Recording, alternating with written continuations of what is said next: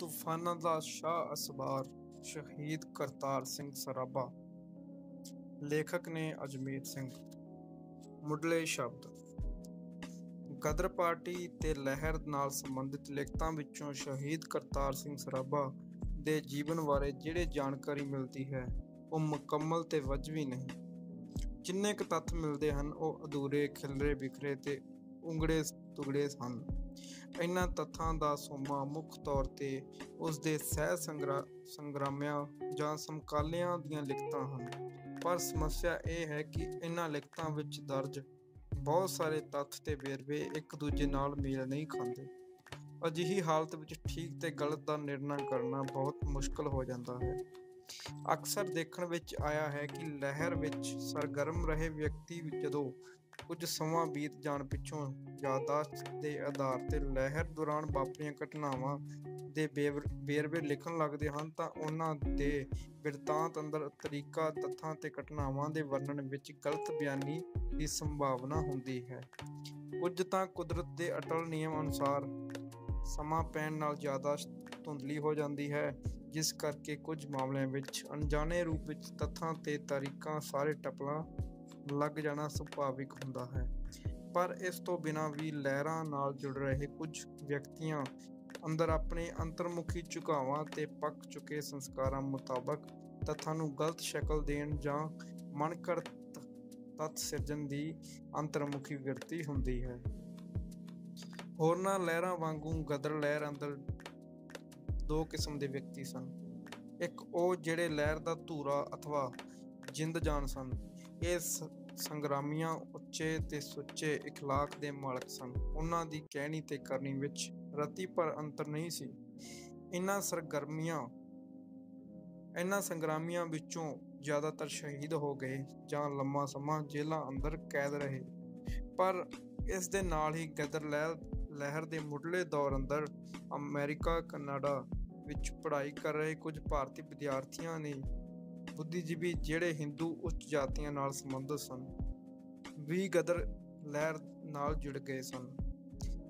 ਉਹਨਾਂ ਨੇ ਕੁਝ ਸਮੇਂ ਲਈ ਗਦਰ ਪਾਰਟੀ ਦੀਆਂ ਪ੍ਰਚਾਰ ਸਰਗਰਮੀਆਂ ਵਿੱਚ ਉਤਸ਼ਾਹਪੂਰਨ ਰੋਲ ਨਿਭਾਇਆ ਸੀ। ਪਰ ਜਦੋਂ 1914 ਵਿੱਚ ਸੰਸਾਰ ਜੰਗ ਛਿੜ ਪੈਣ ਉਪਰੰਤ ਅਮਰੀਕਾ, ਕੈਨੇਡਾ ਤੇ ਤੁਰਪੁਰ ਦੇ ਟਾਪੂਆਂ ਤੋਂ ਭਾਰਤੀ ਪ੍ਰਵਾਸੀਆਂ, ਜਿਨ੍ਹਾਂ ਵਿੱਚੋਂ 90% ਤੋਂ ਵੱਧ ਸਿੱਖ ਸਨ, ਨੇ ਦੇਸ਼ ਨੂੰ ਆਜ਼ਾਦ ਕਰਾਉਣ ਲਈ ਭਾਰੀ ਗਿਣਤੀ ਵਿੱਚ ਦੇਸ਼ ਵੱਲ ਵਹੀਰਾਂ ਘੱਤ ਦਿੱਤੀਆਂ ਸਨ ਤਾਂ ਇਹਨਾਂ ਮੱਧ ਵਰਗੀ ਵਿਦਿਆਰਥੀਆਂ ਤੇ ਬੁੱਧੀਜੀਵੀਆਂ ਚੋਂ ਬਹੁਤਿਆਂ ਨੇ ਆਪਣੇ ਪੈਰ ਪਿਛਾਂਹ ਖਿੱਚ ਲਏ। ਲਹਿਰ ਖਤਮ ਹੋ ਜਾਣ ਤੇ ਖਾਸ ਕਰਕੇ ਭਾਰਤ ਵਿੱਚੋਂ ਬਸਤੀਵਾਦੀ ਰਾਜ ਦੇ ਖਾਤਮੇ ਤੋਂ ਬਾਅਦ ਇਹਨਾਂ ਚੋਂ ਕੁਝ ਵਿਅਕਤੀਆਂ ਅੰਦਰ ਗਦਰ ਲਹਿਰ ਬਾਰੇ ਆਪਣੀਆਂ ਯਾਦਾਂ ਲਿਖਣ ਦਾ ਜੋਸ਼ ਜਾਗ ਉੱਠਿਆ। ਮੱਧ ਵਰਗੀ ਬੁੱਧੀਮਾਨ ਲੋਕਾਂ ਅੰਦਰ ਅਕਸਰ ਹੀ ਆਪਣੇ ਰੋਲ ਨੂੰ ਵਧਾ ਚੜ੍ਹਾ ਕੇ ਪੇਸ਼ ਕਰਨ ਦੀ ਪ੍ਰਵਿਰਤੀ ਹੁੰਦੀ ਹੈ। ਉਹ ਲਹਿਰ ਦੇ ਖਤਮ ਹੋ ਜਾਣ ਉਪਰੰਤ ਲਹਿਰ ਦੇ ਮਹਿਬੂਬ ਨਾਇਕ ਜਾਂ ਨਾਇਕਾਂ ਨਾਲ ਆਪਣੀ ਨੇੜਤਾ ਦਰਸਾ ਕੇ ਆਪਣੀ ਮਹੱਤਤਾ ਦਰਸਾਉਣ ਦੇ ਯਤਨ ਕਰਦੇ ਹਨ। ਇਸ ਰੋਸ਼ਨੀ ਵਿੱਚ ਦ੍ਰਿਸ਼ੀ ਚੈਨਚਈਆ, ਤਾਰਕ ਨਾਥ, ਗੋਬਿੰਦ ਬਿਹਾਰੀ ਲਾਲ, ਭਾਈ ਪਰਮਾਨੰਦ ਲਾਹੌਰ ਆਦਿ ਦੀਆਂ ਲਿਖਤਾਂ ਨੂੰ ਸ਼ੱਕ ਤੇ ਪੜਚੋਲਵੀ ਨਜ਼ਰ ਨਾਲ ਦੇਖਿਆ ਜਾਣਾ ਚਾਹੀਦਾ ਹੈ। ਉਹਨਾਂ ਵੱਲੋਂ ਲਿਖੀ ਜਾਂ ਕਹੀ ਕਿਸੇ ਵੀ ਗੱਲ ਨੂੰ ਇਨ-ਵਿਨ ਪ੍ਰਵਾਨ ਨਹੀਂ ਕਰਨਾ ਚਾਹੀਦਾ। ਉਹਨਾਂ ਦੀਆਂ ਲਿਖਤਾਂ ਵਿੱਚ ਦਰਜ ਤੱਥ ਸਮੱਗਰੀ ਨੂੰ ਪ੍ਰਮਾਣਿਕ ਮੰਨ ਲੈਣ ਦੀ ਗਲਤੀ ਕਦਾਚਿਤ ਨਹੀਂ ਕਰਨੀ ਚਾਹੀਦੀ। ਕੁਝ ਜੀਵਨੀਕਾਰਾਂ ਤੇ ਰਾਸ਼ਟਰਵਾਦ ਦੇ ਬਨਾਵਟੀ ਜਜ਼ਬੇ ਜਾਂ ਸੰਸਾਰਿਕ ਖੋਜ ਦੇ ਸਵਾਰਥੀ ਮਨੋਰਥ ਅਧੀਨ ਇਹ ਗੈਰ ਭਰੋਸੇਯੋਗ ਤੱਥ ਸਮੱਗਰੀ ਨੂੰ ਆਧਾਰ ਬਣਾ ਕੇ ਸ਼ਹੀਦ ਕਰਤਾਰ ਸਿੰਘ ਸਰਾਭਾ ਦੇ ਜੀਵਨ, ਵਿਚਾਰਧਾਰਾ ਤੇ ਅਮਲਾਂ ਨੂੰ ਗਲਤ ਰੋਸ਼ਨੀ ਵਿੱਚ ਪਾ ਕੇ ਪੇਸ਼ ਕਰਨ ਦੇ ਯਤਨ ਕੀਤੇ ਹਨ। ਇਸੇ ਤਰ੍ਹਾਂ ਕੁਝ ਕੁ ਲੇਖਕਾਂ ਵੱਲੋਂ ਸ਼ਹੀਦ ਕਰਤਾਰ ਸਿੰਘ ਸਰਾਭਾ ਦੇ ਜੀਵਨ ਬਾਰੇ ਲਿਖੀਆਂ ਲਿਖਤਾਂ ਗੰਭੀਰ ਚਿੰਤਨ ਦੀ ਬਜਾਏ ਚੇਤਨਾ ਦੇ ਕਿਸੇ ਉਪਭਾਵਕ ਹਿਲਜੁਲ ਦਾ ਸਿੱਟਾ ਹਨ। ਇਹਨਾਂ ਵਿੱਚੋਂ ਸ਼ਹੀਦ ਦਾ ਜਿਹੜਾ ਬਿੰਬ ਉੱਭਰਦਾ ਹੈ ਉਹ ਅਸਲੀਅਤ ਤੋਂ ਦੂਰ ਹੈ। ਜੇਕਰ ਲੇਖਕ ਦੀ ਰਚਨਾ ਦੇ ਪਿੱਛੇ ਚਿੰਤਨ ਦੀ ਕੋਈ ਸਹਿਜ ਦ੍ਰਿਸ਼ਟੀ ਕੰਮ ਨਹੀਂ ਕਰਦੀ, ਕੇਵਲ ਸਮਕਾਲੀ ਵਿਚਾਰਧਾਰਾ ਦੀ ਸੌੜੀ ਬਲਗਨ ਵਿੱਚ ਰਹਿ ਕੇ ਲਿਖਿਆ ਜਾਂਦਾ ਹੈ, ਤਾਂ ਇਸ ਚੋਂ ਇਤਿਹਾਸ ਦੀ ਵਿਗੜੀ ਸ਼ਕਲ ਸਾਹਮਣੇ ਆਉਂਦੀ ਹੈ। ਉਪਰੋਕਤ ਵੰਨਗੀ ਦੇ ਲੇਖਕਾਂ ਕੋਲ ਤੱਥਾਂ ਨੂੰ ਇਕੱਤਰ ਕਰਨ ਤੇ ਤਰਕੀਬ ਦੇਣ ਦੀ ਯੋਗਤਾ ਤਾਂ ਬੇਸ਼ੱਕ ਹੈ, ਪਰ ਤੱਥਾਂ ਦੀਆਂ ਬਾਰੀਕ ਤੇ ਬਹੁ ਪਸਾਰੀ ਪਰਤਾਂ ਨੂੰ ਦੇਖਣ ਤੇ ਸਮਝਣ ਦੀ ਬੌਧਿਕ ਸਮਰੱਥਾ ਨਹੀਂ ਹੈ। ਤੱਥਾਂ ਦੀ ਸਹੀ ਵਿਆਖਿਆ ਕਰਨ ਵਾਸਤੇ ਤੱਥਾਂ ਨੂੰ ਅਨੁਭਵ ਦੀ ਅੱਖ ਰਾਹੀਂ ਸਮਝਣਾ ਪੈਂਦਾ ਹੈ। ਨਤੀਜੇ ਕੱਢਣ ਵੇਲੇ ਤੱਥ ਅਤੇ ਦਲੀਲ ਵਿਚਕਾਰ ਸੰਜੀਵ ਰਿਸ਼ਤਾ ਬਣਨਾ ਚਾਹੀਦਾ ਹੈ। ਉਸ ਦਿਨ ਅਖਬਾਰ ਨਵੀਸੀ ਦੇ ਪੱਧਰ ਦੀਆਂ ਲਿਖਤਾਂ ਅੰਦਰ ਗਦਰੀ ਸੰਗਰਾਮੀਆਂ ਵਿਰੁੱਧ ਪੁਖਤੇ ਸਰਕਾਰੀ ਗਵਾਹਾਂ ਦੀਆਂ ਗਵਾਹੀਆਂ ਅਤੇ ਸਰਕਾਰੀ ਅਦਾਰਿਆਂ ਤੋਂ ਕਾਲਿੰਦੀਆਂ ਪੁਲਿਸ ਜਾਂ CID ਦੇ ਕਰਮਚਾਰੀਆਂ ਦੀਆਂ ਰਿਪੋਰਟਾਂ ਨੂੰ ਬੇਸਮਝੀ ਨਾਲ ਵਰਣਨ ਦੀ ਇਕਾਈ ਆਮ ਹੋਈ ਹੈ। ਵਿਚਾਰਧਾਰਕ ਨਿਰਪੱਖਤਾ ਦੇ ਸਵੈ ਸਿਰਜੇ ਭਰਮ ਅਧੀਨ ਤੱਥਾਂ ਨੂੰ ਇਨ-ਬਿਨ ਪੇਸ਼ ਕਰਨ ਦਾ ਜਨੂੰਨ ਵੀ ਇਤਿਹਾਸ ਨੂੰ ਗਲਤ ਸ਼ਕਲ ਦੇਣ ਵਿੱਚ ਸਹਾਈ ਹੋ ਨਿਬੜਦਾ ਹੈ।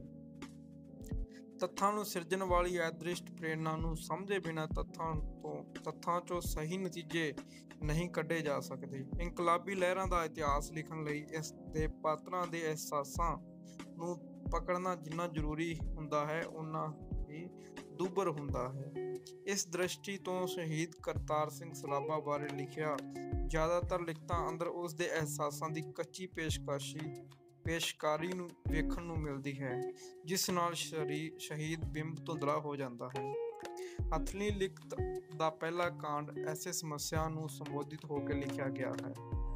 ਭਾਰਤੀ ਉਪ ਮਹਾਂਦੀਪ ਵਿੱਚੋਂ ਬਸਤੀਵਾਦੀ ਰਾਜ ਦਾ ਖਤਮ ਕਰਨ ਦੇ ਉਦੇਸ਼ ਨਾਲ ਕੀਤੀ ਗਈ ਕਿਸੇ ਵੀ ਰਾਜਸੀ ਸਰਗਰਮੀ ਦਾ ਵੇਲੇ ਦੇ ਭਾਰੂ ਰਾਜਸੀ ਵਿਚਾਰਧਾਰਾ ਰਾਸ਼ਟਰਵਾਦ ਦੇ ਹਵਾਲੇ ਤੋਂ ਬਿਨਾਂ ਸਹੀ ਵਿਸ਼ਲੇਸ਼ਣ ਕਰਨਾ ਸੰਭਵ ਨਹੀਂ। ਇਸ ਕਰਕੇ ਹਥਲੀ ਕਿਤਾਬ ਦੇ ਦੂਜੇ ਕਾਂਡ ਅੰਦਰ ਭਾਰਤ ਵਿੱਚ ਰਾਸ਼ਟਰਵਾਦ ਦੇ ਆਗਮਨ ਤੇ ਵਿਕਾਸ ਦਾ ਸੰਖੇਪ ਖਾਕਾ ਪੇਸ਼ ਕੀਤਾ ਗਿਆ ਹੈ।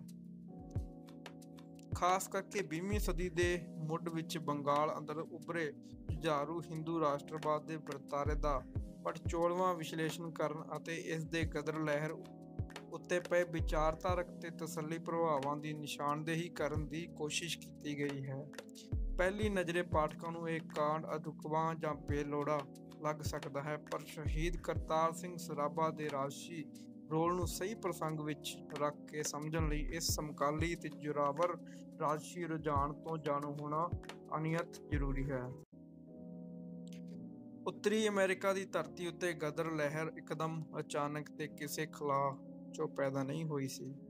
ਇਸ ਦੇ ਪੈਦਾ ਹੋਣ ਤੋਂ ਪਹਿਲਾਂ ਕੁਝ ਗੁਰਮਤਿ ਬੁੱਧੀਆਂ ਹਸਤੀਆਂ ਨੇ ਆਵਾਸੀ ਸਿੱਖ ਭਾਈਚਾਰੇ ਨੂੰ ਪੱਛਮੀ ਸੱਭਿਅਤਾ ਦੇ ਨਿਕਾਰਵਾਦੀ ਅਸਰਾਂ ਤੋਂ ਬਚਾਉਣ ਦੇ ਮੰਤਵ ਨਾਲ ਕੈਨੇਡਾ ਅਮਰੀਕਾ ਦੇ ਪੂਰਬ ਦੇ ਟਾਪੂਆਂ ਅੰਦਰ ਸਿੱਖ ਧਰਮ ਦੇ ਪ੍ਰਚਾਰ ਦੀ ਇੱਕ ਵਿਆਪਕ ਤੇ ਜਥੇਬੰਦ ਮੁਹਿੰਮ ਚਲਾਈ ਸੀ, ਜਿਸ ਦੇ ਗਦਰ ਲਹਿਰ ਦੇ ਉਪਜਣ ਲਈ ਜ਼ਰਖੇਜ਼ ਜ਼ਮੀਨ ਤਿਆਰ ਕਰ ਦਿੱਤੀ ਸੀ। ਭਾਰਤੀ ਰਾਸ਼ਟਰਵਾਦ ਦੀ ਵਿਚਾਰਧਾਰਾ ਦੀਆਂ ਸੌੜੀਆਂ ਵਲਗਣਾਂ ਵਿੱਚ ਰਹਿ ਕੇ ਲਿਖੀਆਂ ਗਈਆਂ ਲਿਖਤਾਂ ਅੰਦਰ ਇਸ ਅੰਤ ਅਹਿਮ ਪੱਖ ਨੂੰ ਸੁਚੇਤ ਰੂਪ ਵਿੱਚ ਨਜ਼ਰਅੰਦਾਜ਼ ਕੀਤਾ ਗਿਆ ਹੈ। ਇਸ ਤੋਂ ਇਲਾਵਾ ਗਦਰ ਲਹਿਰ ਦੇ ਹੱਕ ਵਿੱਚ ਪੈਦਾ ਹੋਏ ਉਭਾਰ ਅੰਦਰ ਸਮਕਾਲੀ ਪੱਖਵੇਂ ਸਿੱਖ ਮੁੱਦਿਆਂ ਦੀ ਪ੍ਰਧਾਨਤਾ ਦੇ ਤੱਥ ਨੂੰ ਵੀ ਜਾਣ-ਬੁੱਝ ਕੇ ਅੱਖੋਂ ਓਹਲੇ ਕੀਤਾ ਗਿਆ ਹੈ। ਸਥਾਪਤ ਬਿਰਤਾਂਤ ਦੇ ਇਸ ਕੰਜ ਨੂੰ ਦੂਰ ਕਰਨ ਲਈ ਹਥਲੀ ਕਿਤਾਬ ਅੰਦਰ ਗਦਰ ਲਹਿਰ ਦੇ ਉਭਾਰ ਵਿੱਚ ਸਹਾਈ ਹੋਏ ਧਾਰਮਿਕ ਪੱਖ ਨੂੰ ਸੁਚੇਤ ਰੂਪ ਵਿੱਚ ਵਿਸਥਾਰ 'ਚ ਬਿਆਨ ਕੀਤਾ ਗਿਆ ਹੈ। ਲੇਖਕ ਸਰਦਾਰ ਜਰਨੈਲ ਸਿੰਘ ਆਰਟਿਸਟ ਦਾ ਤਹਿ ਦਿਲੋਂ ਸ਼ੁਕਰਗੁਜ਼ਾਰ ਹਾਂ, ਜਿਸ ਨੇ ਸ਼ਹੀਦ ਕਰਤਾਰ ਸਿੰਘ ਸਰਾਭਾ ਦਾ ਵਿਸ਼ੇਸ਼ ਅੰਦਾਜ਼ ਦਰਸਾਉਂਦਾ ਚਿੱਤਰ ਉਲੀਕਣ ਦੀ ਬੇਨਤੀ ਖੁਸ਼ੀ ਪ੍ਰਵਾਨ ਕਰ ਲਈ।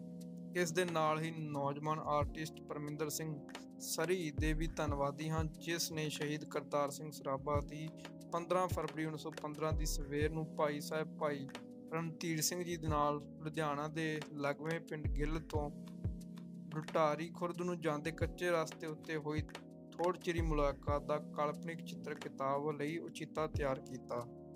ਅਜਮੇਰ ਸਿੰਘ। ਅਧਿਆਇ ਪਹਿਲਾ। ਮੁੱਲ ਮੁੱਦਾ ਮੂਲ ਮੁੱਦਾ ਜੀਵਨੀ ਲੇਖਣੀ ਵਾਲੇ ਨਜ਼ਰੀਆ। ਗਦਰ ਪਾਰਟੀ ਲਹਿਰ ਬਾਰੇ ਛਪੇ ਸਾਹਿਤ ਤੋਂ ਇੱਕ ਸੱਚਾਈ ਭਲੀਭਾਂਤ ਪ੍ਰਮਾਣਿਤ ਹੁੰਦੀ ਹੈ ਕਿ ਸ਼ਹੀਦ ਕਰਤਾਰ ਸਿੰਘ ਸਰਾਭਾ ਇਸ ਲਹਿਰ ਦਾ ਸ਼੍ਰੋਮਣੀ ਨਾਇਕ ਸੀ। ਉਹ ਲਹਿਰ ਦੀ ਸ਼ੋਭਾ ਸੀ, ਇਸ ਦੀ ਰੂਹੇ ਰਵਾ ਸੀ। ਉਹ ਲਾਸਾਨੀ ਗੁਣਾਂ ਦਾ ਮਾਲਕ ਸੀ। ਉਹ ਅਨੁਭਵੀ ਸੀ, ਪ੍ਰਤਿਭਾਸ਼ਾਲੀ ਸੀ, ਉਦੂਤੀ ਕਰਮਯੋਗੀ ਸੀ। ਅਜਿਹੇ ਬਹੁਗੁਣੀ ਸੰਗਰਾਮੀਆਂ ਦੇ ਜੀਵਨ ਕਾਰਨਾਮਿਆਂ ਨੂੰ ਇੱਕ ਰੇਖੀ ਦ੍ਰਿਸ਼ਟੀ ਨਾਲ ਨਹੀਂ ਸਮਝਿਆ ਜਾ ਸਕਦਾ। ਉਸ ਦੀ ਸ਼ਖਸੀਅਤ ਦਾ ਸਰਵੰਗੀ ਮਾਪ ਲੈਣ ਲਈ ਬਹੁਰੇਖੀ ਦ੍ਰਿਸ਼ਟੀ ਦਰਕਾਰ ਹੈ। ਸੰਸਾਰ ਪ੍ਰਸਿੱਧ ਇਤਿਹਾਸ ਸ਼ਾਸਤਰੀ E.H. ਕਾਰ ਨੇ ਇਤਿਹਾਸਕਾਰਾਂ ਨੂੰ ਇਹ ਜ਼ਰੂਰੀ ਤਾਕੀਦ ਕੀਤੀ ਹੈ ਕਿ ਇਤਿਹਾਸ ਉਨਾ ਚਿਰ ਨਹੀਂ ਲਿਖਿਆ ਜਾ ਸਕਦਾ ਜਿੰਨਾ ਚਿਰ ਇਤਿਹਾਸਕਾਰ ਜਿਨ੍ਹਾਂ ਲੋਕਾਂ ਦਾ ਉਹ ਇਤਿਹਾਸ ਲਿਖਣਾ ਚਾਹੁੰਦਾ ਹੈ ਉਹਨਾਂ ਦੇ ਮਨਾਂ ਨਾਲ ਨਹੀਂ ਜੁੜ ਪਾਉਂਦਾ। ਇਹ ਗੱਲ ਵਿਅਕਤੀ ਵਿਸ਼ੇਸ਼ ਦਾ ਇਤਿਹਾਸ ਲਿਖਣ ਉੱਤੇ ਵੀ ਬਰਾਬਰ ਲਾਗੂ ਹੁੰਦੀ ਹੈ। ਇਸ ਕਰਕੇ ਕਰਤਾਰ ਸਿੰਘ ਸਰਾਭਾ ਦੀ ਜੀਵਨੀ ਲਿਖਣ ਵਾਸਤੇ ਉਸਦੇ ਮਨ ਨਾਲ ਜੁੜਨਾ, ਉਸਦੀ ਮਾਨਸਿਕਤਾ ਅਰਥਾਤ ਉਸਦੇ ਸੰਸਕਾਰਾਂ, ਬਲਬਲਿਆਂ ਤੇ ਅੰਤਰ ਪ੍ਰੇਰਨਾਵਾਂ ਨੂੰ ਸਮਝਣਾ ਨਿਹਾਇਤ ਜ਼ਰੂਰੀ ਹੈ। ਇਹ ਸੱਚਾਈ ਸਰਬ ਪ੍ਰਮਾਣਿਤ ਹੈ ਕਿ ਹਰੇਕ ਵਿਅਕਤੀ ਆਪਣੇ ਆਪ ਵਿੱਚ ਵਿਲੱਖਣ ਹੁੰਦਾ ਹੈ। ਉਸਦੇ ਕੁਝ ਗੁਣ ਲੱਛਣ ਜਮਾਂਦਰੂ ਹੁੰਦੇ ਹਨ। ਉਸ ਅੰਦਰ ਕੁਝ ਪ੍ਰਵਿਰਤੀਆਂ ਤੇ ਪ੍ਰੇਰਨਾਵਾਂ ਜਨਮਜਾਤ ਹੁੰਦੀਆਂ ਹਨ। ਇਹਨਾਂ ਦਾ ਭੇਦ ਕੋਈ ਨਹੀਂ ਪਾ ਸਕਿਆ। ਇਹ ਕੁਦਰਤ ਦੀ ਰਚਨਾ ਹੁੰਦੀ ਹੈ। ਇਸ ਦੇ ਨਾਲ ਹੀ ਇਹ ਸੱਚਾਈ ਵੀ ਸਰਬ ਪ੍ਰਮਾਣਿਤ ਹੈ ਕਿ ਮਨੁੱਖ ਸਮਾਜਿਕ ਪ੍ਰਾਣੀ ਹੈ। ਉਹ ਖੁਦ ਮੁਖਤਿਆਰ ਨਹੀਂ। ਹਰੇਕ ਵਿਅਕਤੀ ਕਿਸੇ ਮਨੁੱਖੀ ਸਮੂਹ ਦਾ ਅੰਗ ਅਥਵਾ ਕਿਸੇ ਵਿਸ਼ੇਸ਼ ਜਾਤੀ, ਕਿਸੇ ਵਿਸ਼ੇਸ਼ ਧਾਰਮਿਕ, ਭਾਸ਼ਾਈ ਤੇ ਸੱਭਿਆਚਾਰਕ ਭਾਈਚਾਰੇ ਦਾ ਮੈਂਬਰ ਹੁੰਦਾ ਹੈ। ਹਰੇਕ ਮਨੁੱਖੀ ਸਮੂਹ ਦੀਆਂ ਕੁਝ ਸਾਂਝੀਆਂ ਮਾਨਤਾਵਾਂ ਹੁੰਦੀਆਂ ਹਨ, ਸਾਂਝੀਆਂ ਮਾਨਸਿਕ ਯਾਦਗਾਰਾਂ ਹੁੰਦੀਆਂ ਹਨ ਜੋ ਉਸਨੂੰ ਸਾਂਝੀ ਵਿਰਾਸਤ ਹੁੰਦੀ ਹੈ। ਇਹ ਵਿਰਾਸਤ ਉਹਨਾਂ ਨੂੰ ਉਹਨਾਂ ਦੇ ਇਤਿਹਾਸ ਨਾਲ ਜੋੜਦੀ ਹੈ, ਵਰਤਮਾਨ ਵਿੱਚ ਜੀਣ ਦਾ ਆਸਰਾ ਦਿੰਦੀ ਹੈ ਅਤੇ ਭਵਿੱਖ ਦੇ ਸੁਪਨੇ ਲੈਣ ਯੋਗ ਬਣਾਉਂਦੀ ਹੈ। ਇਸ ਤੋਂ ਇਲਾਵਾ ਇੱਕ ਹੋਰ ਸਥਾਪਿਤ ਸੱਚ ਇਹ ਹੈ ਕਿ ਇਤਿਹਾਸ ਅੰਦਰ ਕਿਸੇ ਵੀ ਨਾਮਵਰ ਵਿਅਕਤੀ ਦੀ ਮਹੱਤਤਾ ਵਜੋਂ ਨਹੀਂ, ਵਰਤਾਰੇ ਦੇ ਨੁਮਾਇੰਦੇ ਵਜੋਂ ਹੁੰਦੀ ਹੈ। ਜੋ ਉਹ ਵਰਤਾਰੇ ਦਾ ਨੁਮਾਇੰਦਾ ਨਹੀਂ ਤਾਂ ਇਤਿਹਾਸ ਅੰਦਰ ਉਸ ਨੂੰ ਕੋਈ ਵਿਸ਼ੇਸ਼ ਸਥਾਨ ਹਾਸਲ ਨਹੀਂ ਹੁੰਦਾ। ਇਸ ਕਰਕੇ ਦੇਖਣਾ ਜ਼ਰੂਰੀ ਹੋ ਜਾਂਦਾ ਹੈ ਕਿ ਉਹ ਇਤਿਹਾਸ ਅੰਦਰ ਜਿਨ੍ਹਾਂ ਸਮਾਜੀ ਤਾਕਤਾਂ ਦਾ ਪ੍ਰਗਟਾਓ ਜ਼ਰੂਰ ਸੀ, ਉਹ ਕਿੰਨੀਆਂ ਤਾਕਤਵਰ ਸਨ। ਇਸ ਦੇ ਵਾਸਤੇ ਉਹ ਸਮਾਜ ਦੀਆਂ ਤੇ ਉਸ ਇਤਿਹਾਸਕ ਦੌਰ ਦੀਆਂ ਵਿਸ਼ੇਸ਼ਤਾਵਾਂ ਨੂੰ ਜਾਣਨਾ ਜ਼ਰੂਰੀ ਤੇ ਅਹਿਮ ਹੋ ਜਾਂਦਾ ਹੈ।